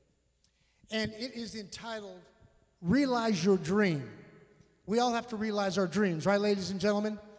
Everybody looks good in here, man. It's great. Hey, no matter what happens, I've been drinking all damn day long. So it's my first time on mushrooms, too, so let it go. Hey, I'm out of my mind. All right, here we go, ladies and gentlemen, before we play this song for Gus, entitled Realize Your Dream.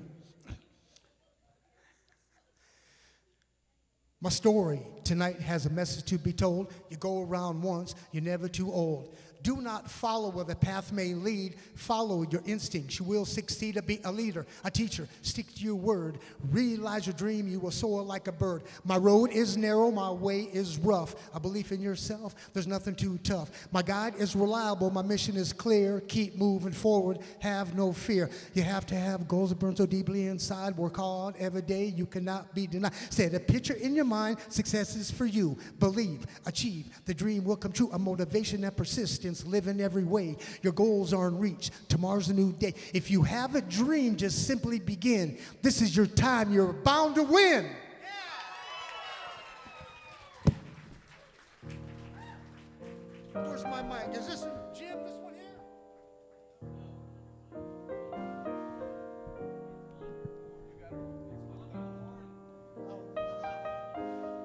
I told you about them psychedelic drugs. So anyway, I used to go to, towards the end of Gus's life, I'd go to Ronnie's house, and we'd visit him about every couple weeks. And when we'd go in there, he'd be playing maybe Stella by Starlight or whatever the tune, Watch What Happens. But every time I was over there, he played this song right here, so I'd like to just do a little dedication of the song that he always played for me.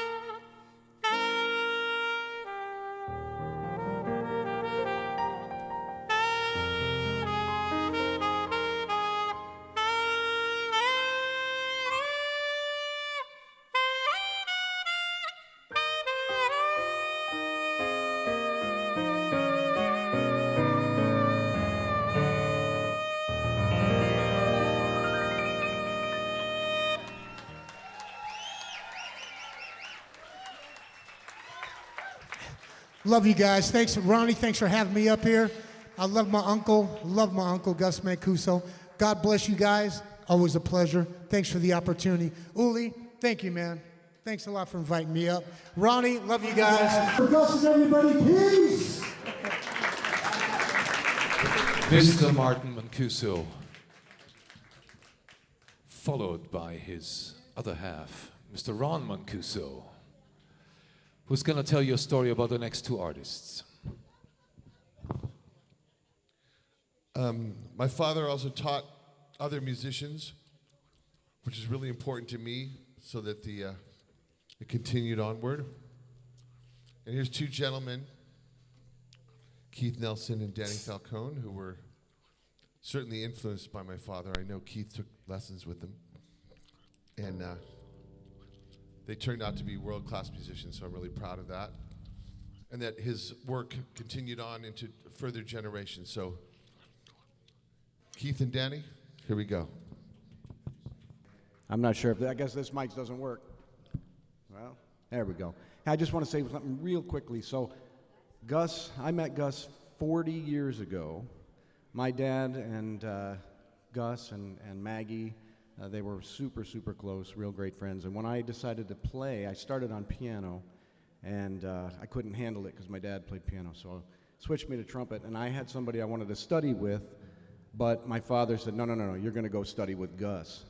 So that was my first teacher. My very first lesson was with Gus, and he's influenced me in so many ways. I can't even begin to tell you. I mean, but what interesting story is Keith and I, we were trying to come up with a tune to play, and we were having a real hard time trying to think of something, and we had come up with one thing, and we were ready to do it, and then I got a call from Jim Moran, who's running our sound, and he said, listen, man, I had this epiphany last night. I saw you playing Smile, and I saw you playing it with your Harmon mute, which I was originally going to do, and then I thought about it, and I thought, you know, every single time I saw Gus, he made me smile, and that's the God's honest truth. He was just one of those guys that as soon as you got around him, he'd just make you happy, you know?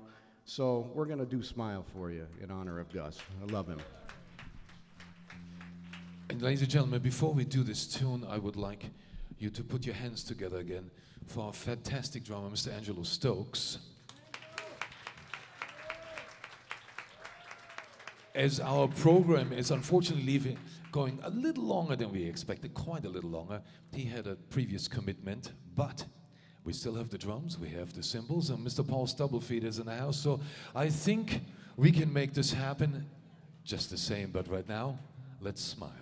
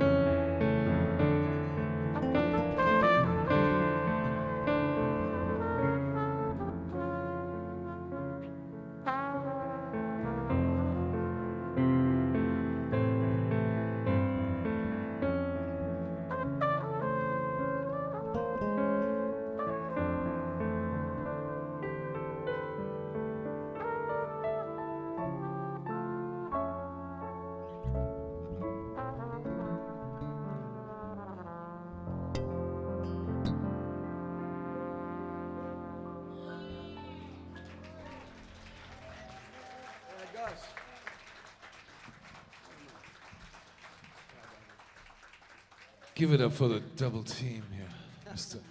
Keith Nelson on the bass and Danny Falcone on the trumpet.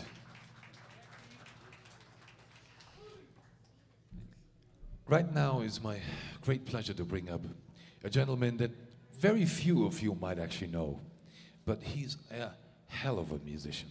His name is James Whiting, and he plays the hell out of anything really what you put in front of it, but especially percussion instruments. He also plays really good piano, but I always have to slap him when he tries to do that, of course.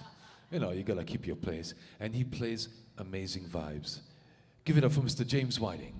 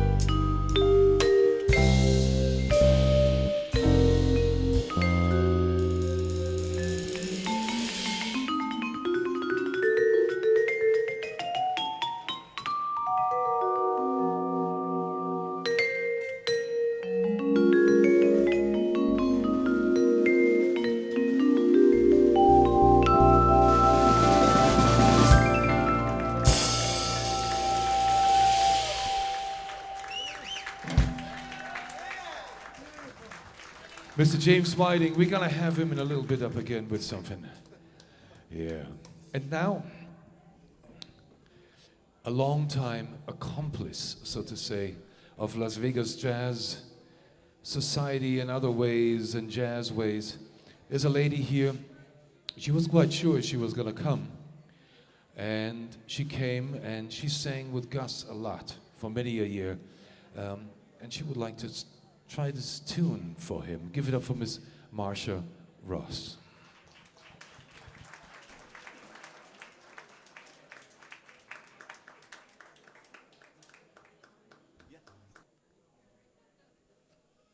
Oh, I've looked forward to that for a long time.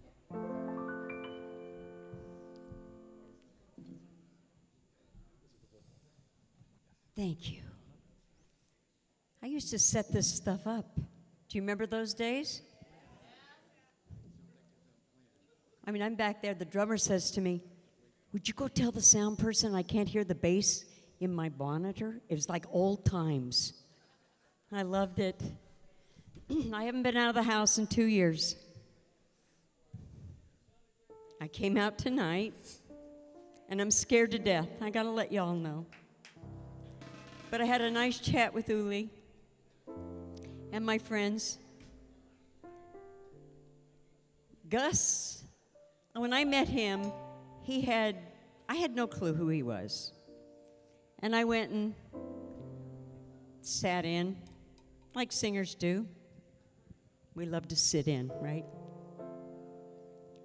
And I figured, well, he'll let me do one song. Okay. So he called me back for a second song. Well, that's polite, and that meant I wasn't bad. That's a good thing. Then he called me up for a third. And I was like, what? Thanks. That's how I felt. And he says to me, "I want to talk to you afterwards. Don't leave. Sit right over there." And it was that little corner they always sit in at the edge of the bar. I said, okay. He came up to me and he says, you're not a jazz singer. He says, you're a stylist. You're a song stylist. That's the first time I'd ever heard that word. I had no clue. I just liked to sing. I didn't know what it was. So he says, I'm going to start calling you my little Las Vegas sass. I still didn't know who he was. And it wasn't until about 4 days later I mentioned to somebody what this piano player had said to me, and they said, well, do you know who he is? And I went, no. He was Sass's bass player and arranger for many, many years. 17, 18 years, maybe more? I don't know. Really?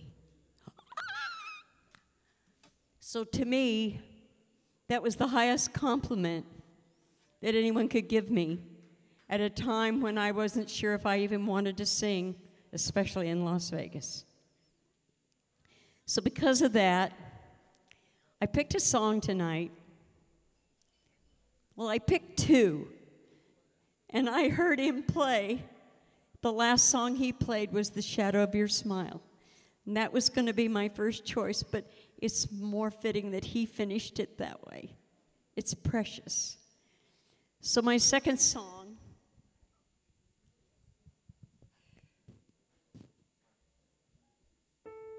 well, I'm going to talk a little about it.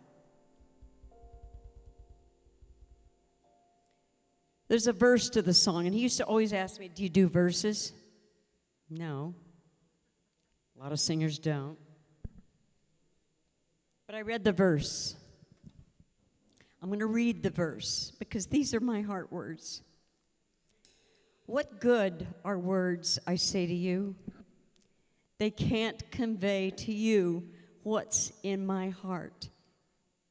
If you could hear instead the things I've left unsaid. Chord. Time after time,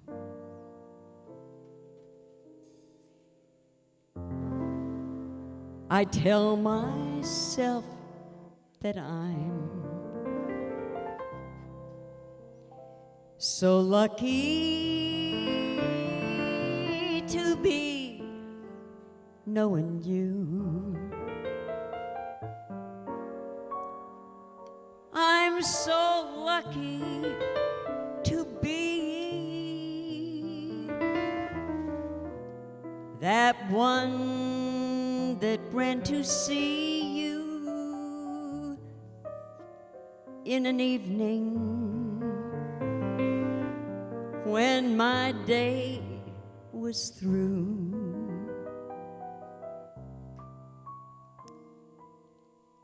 I only know what I've known. The passing years have shown you've kept my heart so young, so new.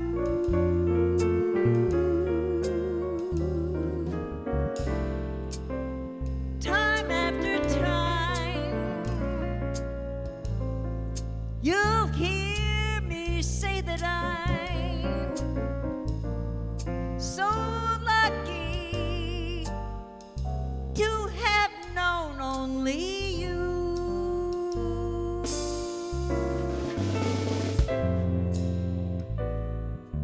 Play it.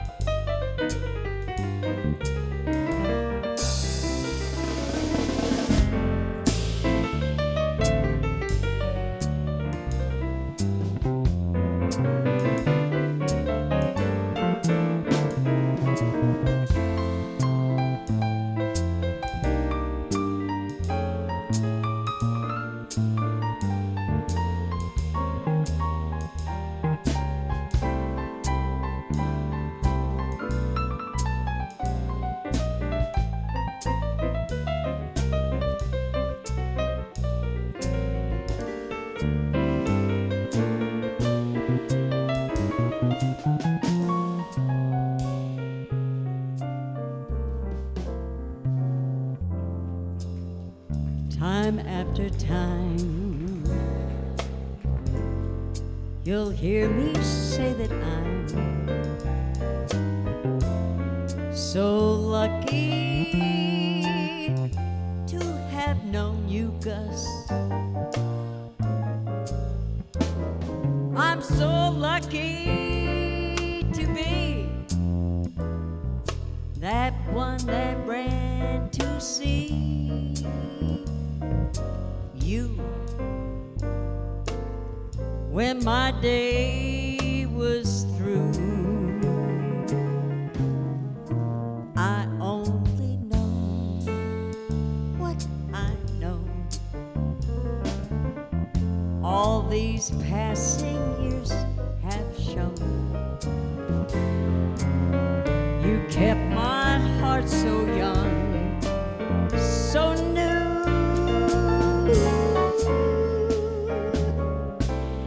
Time after time,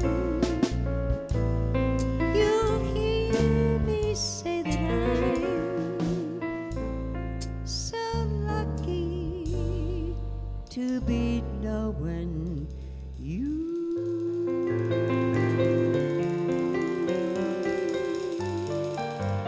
Mr. Gus Memorial. Thank you. Thank you to all of you. It's like a home week here. Thanks. I'm recovering from a broken hip and a broken knee, so bear with me while I get off stage. You know, I'm now called the cyborg.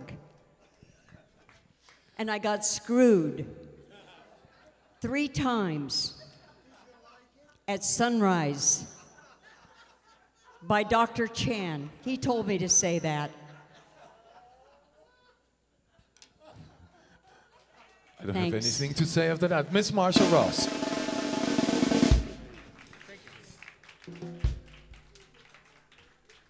Ladies and gentlemen, we have 2 more amazing singers in the house, and I cannot wait to announce either one of them. For me, one of the most soulful singers I've met. Give it up for Miss Tosha Como.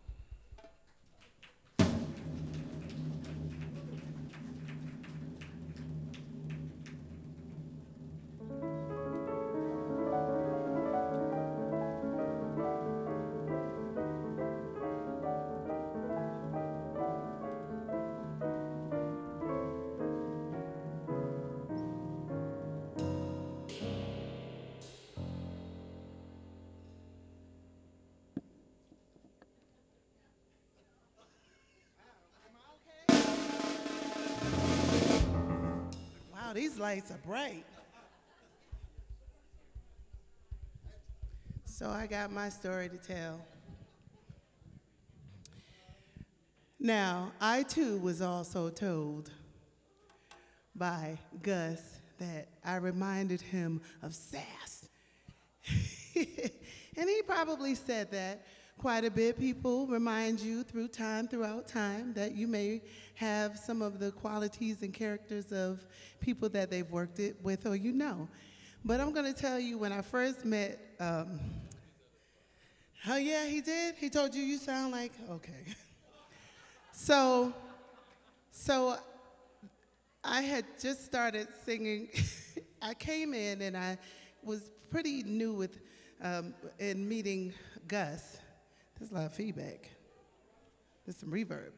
So this particular night, I was standing like right here in the bootlegger, and there's I don't know if is that little tree, it's still there? Okay, so it was blocking Gus. And I'm standing here trying to stay out of his window. But you see all of this.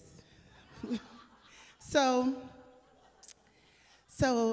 he would tell me, you remind me of, oh man. So I said, I did like this. I'm gonna start this like Sarah. So he's playing, he's doodle. Go ahead. I mean, you don't doodle, you don't fiddle, and you don't fuddle. So just, yes. Do the beginning of. So he's playing, and then he plays the chord for me to come in.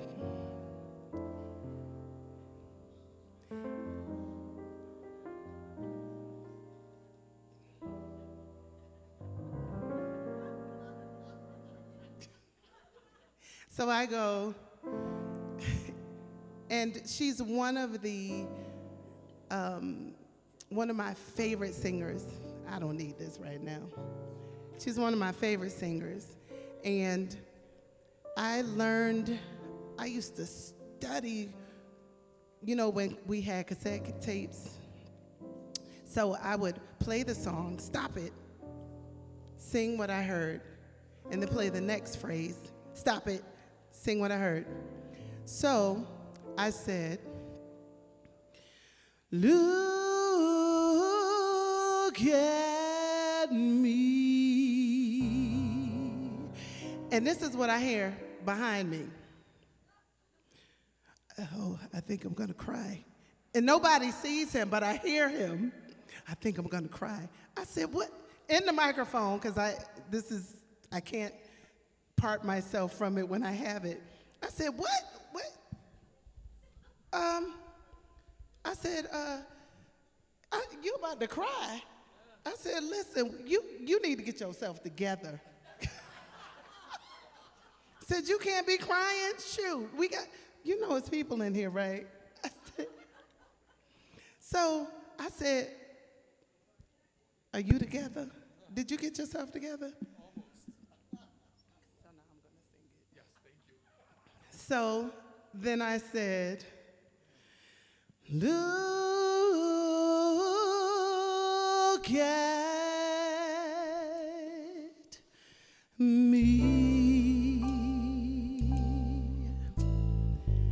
I'm as helpless as a kitten up a tree, and I feel like I'm clinging to a cloud I can't understand.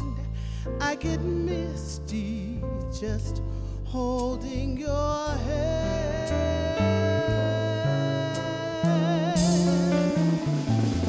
Walk my way, and 1,000 violins begin to play. Or could it be the sound of your hello, that music I hear? I get misty the moment you're near.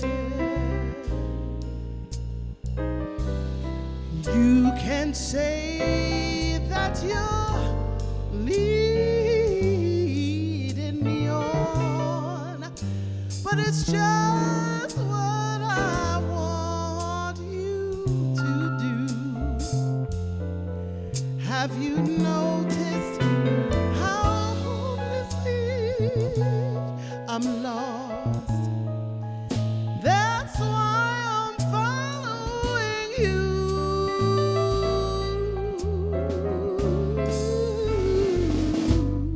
on my own.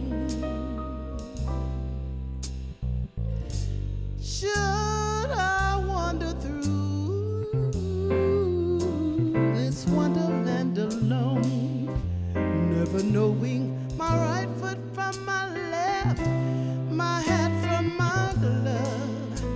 I get misty and too much in love. Now let me try trombone since for Gus.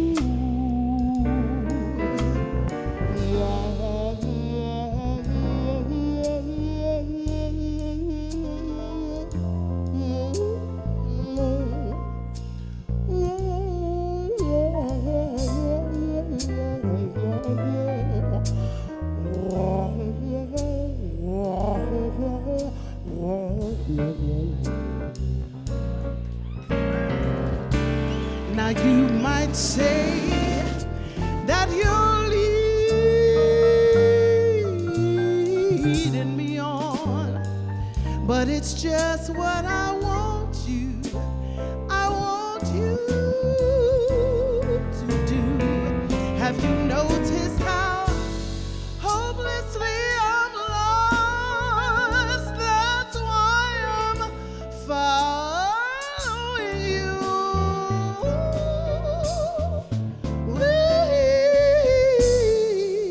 On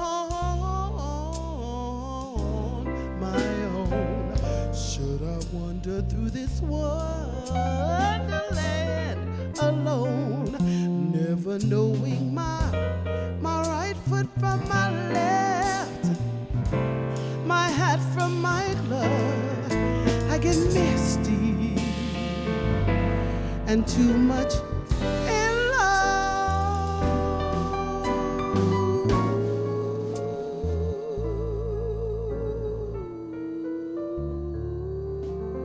I get misty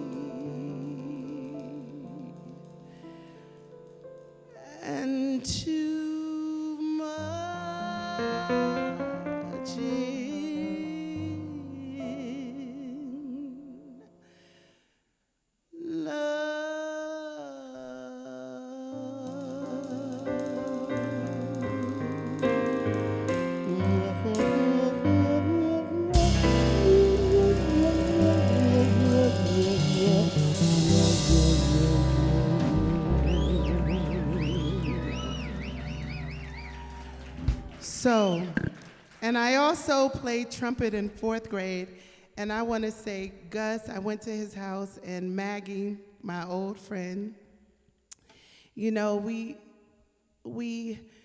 know that with life comes death, and it's a good thing that we can celebrate one another. And I just want to say that Ronnie and Lorraine and Maggie and just the whole Mancusos, I just thank you all for allowing me to just share the stage with Gus and learn from him and just be in his presence and just hear the words of history. And he gave me some pictures, candid pictures of Sarah Vaughan. And I was like, wow. And he had a trumpet on the wall. I was like, man, you gonna be my teacher? Because, you know, I used to play trumpet. I was good too. So I said, you gonna teach me? And I'm going to stick to that, and I am going to pick up the trumpet again, but I'm going to miss Gus and his funny self, and just remember him in my thoughts in moments of performing, and yeah, that's what I'm gonna do. So that's it. And Maggie talked about me so bad because we used to end the night with "That's All," and I still don't remember the words that she said. And you still didn't learn the words, did you? So that's all. That's all. So everyone, you know, you have your moments, and I'm going to say to Pete, I'm a talkaholic too. And I just want to say we need to go to Talkaholics Anonymous. And if he would have started with, hi, my name is Pete, and I'm a talkaholic. No, but that's what happens when you start to reminisce and you remember those good moments. And there's nothing wrong with that, nothing at all. So, but yeah, and I almost yelled out when he was walking off, more, because I'm a talkaholic. But, so, yes, let's end the night. Look at you, don't hold the microphone. Shoot, everybody else talk. So, I'm just gonna say, enjoy this moment. You know, 2-3 hours isn't a long time if you consider the lifespan of someone who has created so much and has given so much. So thank you all for appreciating Gus. And I love him, he's still my buddy. All right. Mr. Shakomo.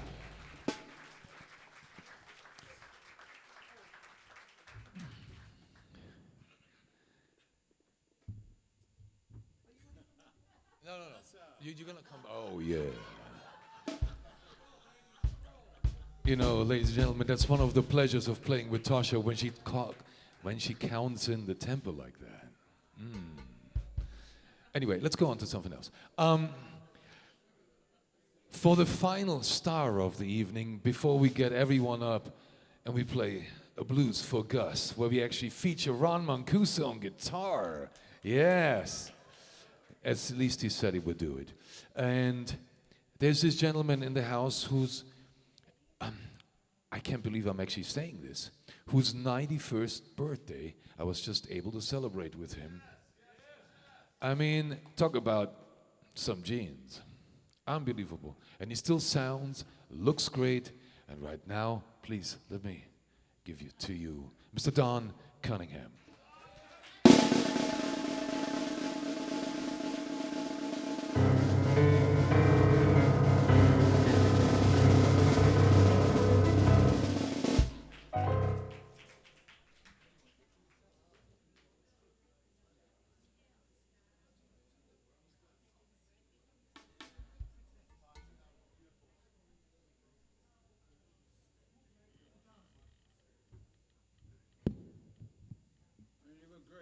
Burr-ooh-ee-haw. See, I haven't warmed up. I ain't making no excuses because I know I'm bad. Till you get 90, you can say anything you please. I never knew that everything is open to me now. I don't even pay no damn taxes. But my man was Russ because he loved my wife and me. And the last time I saw him was right over there next door. And we talked and we played a tribute to George Shearing. Lisa played piano and I played vibes. And it just wiped him out. He just loved it. We did it in Tokyo. We learned it in Tokyo because when Mr. Shearing passed, I said, babe, I know you are, to me, are a great pianist, but you're not straight ahead, but I got the idea for you. You've been so well educated in music. I said, Shearing, you love those chords, those block chords. I said, and I pulled the vibes up into the living room around the piano, and she listened to it, and I said, let's try it for about 16 bars. Let's see what it sounds like. And she sat down there, man, and we listened, and I got on the vibes. Bloom, bloom, bloom, bling. Bling, bling, bling, bling, bling. Bling, bling, bling, bling, bling. Bling, bling, bling, bling, bling, bling, bling, bling. She learned the whole thing, and I played it right with her. I said, hey, babe, we got it. Now you can play jazz and don't have to worry about guys criticizing.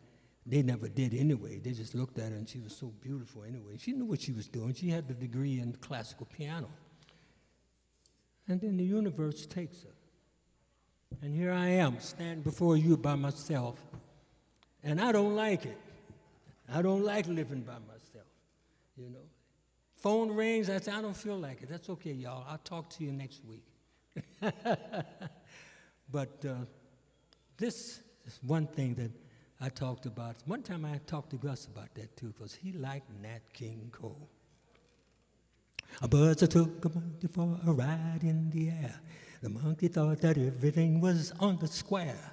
The buzzer tried to throw the monkey off his back, but the monkey grabbed the neck and said, now listen, Jack, straighten up and fly right. They're young. Fly right. Straighten up and fly right. Cool down, Papa, don't you blow your top. Don't you hit that jiving. Yes, there ain't no use in skydiving. Straighten up and fly right.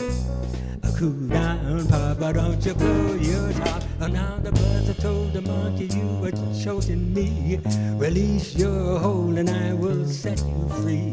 The monkey looked the buzzer right square in the eye and said, your story's so touching, but it sounds like a lie. Straighten up and fly right. Straighten up and stay right. Straighten up and fly right. Cool down, Papa, don't you blow your top. Blow, blow, blow, blow, blow. Fly right.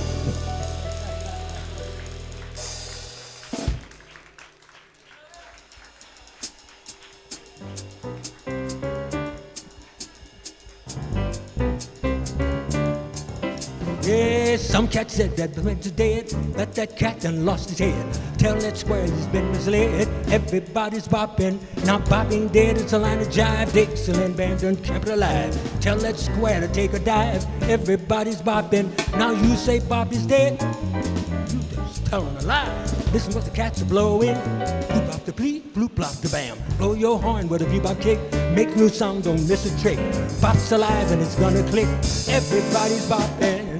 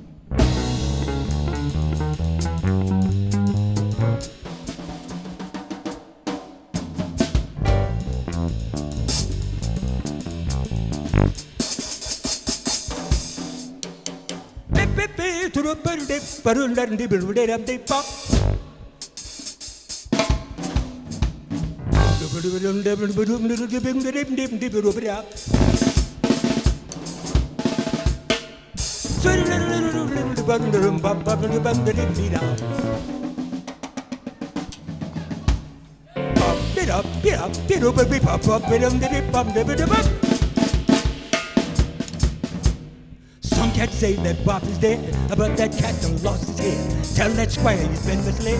Everybody's bopping, not bopping. That's the line to jive. Dixieland band done capitalized. Tell that square to take a dive. Everybody's bopping. Now you say Bob is dead. Now you just tell the lie. Just listen what these cats are blowing. Who bop the beat? Who bop the block? Blow your horn with a bebop kick. Lose the time, don't miss a trick. There's the lamb just went quick. Everybody's bopping. Everybody's bopping. Everybody's do the boo boo do bip boo whip.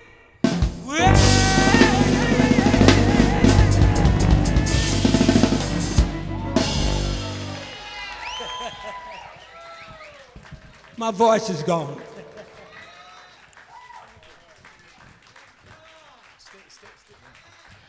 Mr. Don Cunningham, Mr. Don Cunningham.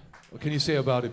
And now, ladies and gentlemen, it's time to bring Ron Mancuso up on the stage, and everyone that would like to join us, let's do a final blues for Gus. Everybody take a couple choruses. Tom, come join us. You gotta play. Greg, James, he's still in the house.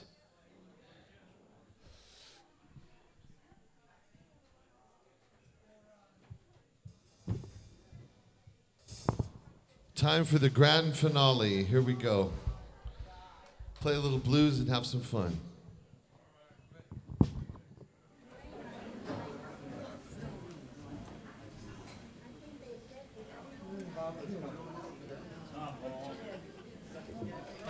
Greg, Tom's calling you. Come on, on, everybody come up and play. Let's have some fun.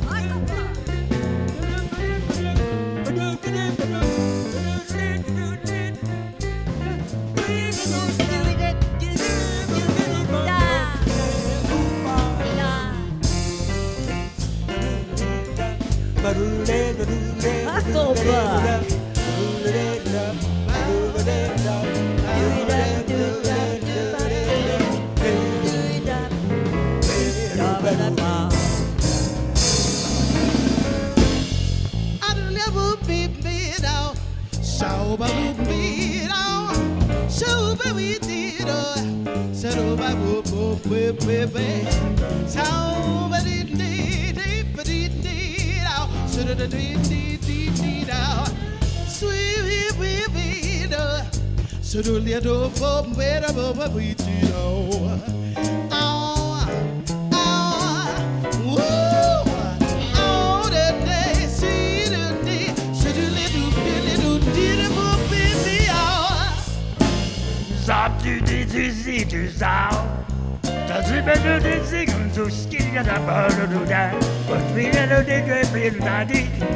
Yeah, that better be that the sweet people die.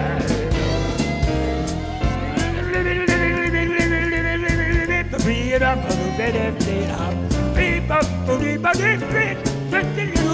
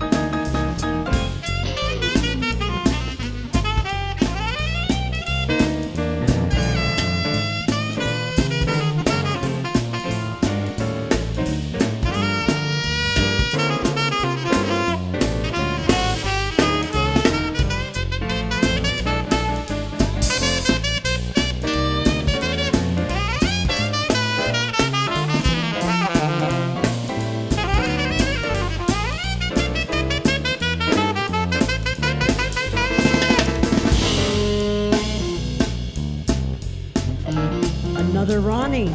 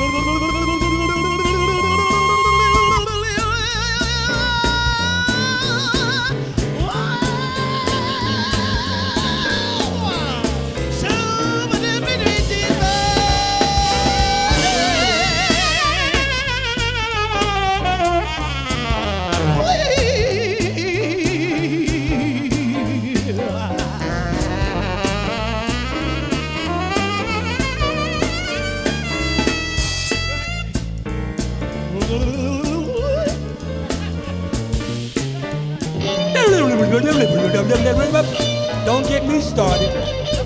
No, we're gonna do it right. We're gonna do it right. Follow me. Boop bop, boop bop, boop bop.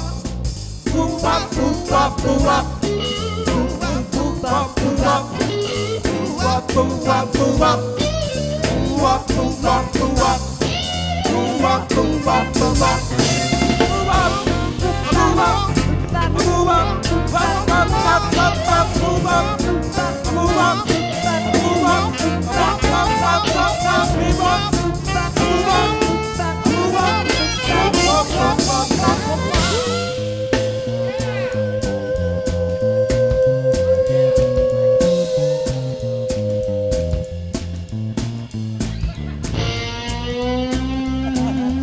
Was it two?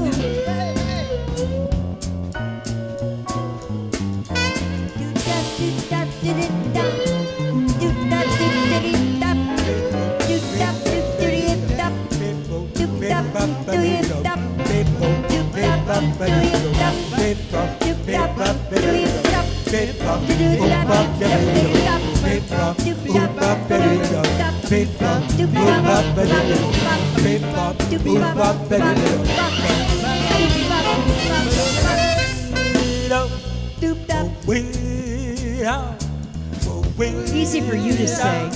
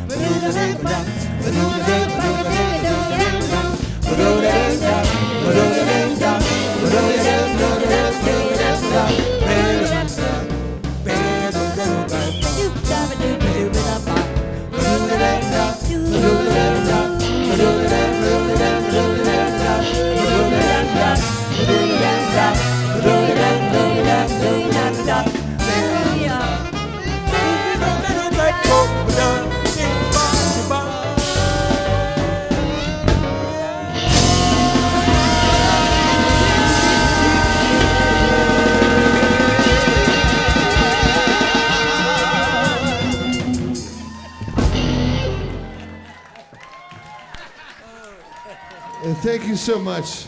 I think this is a wonderful celebration for my father, and I thank you all for being here. A blessed event. Thank you so much. Everybody have a wonderful night. God bless you all.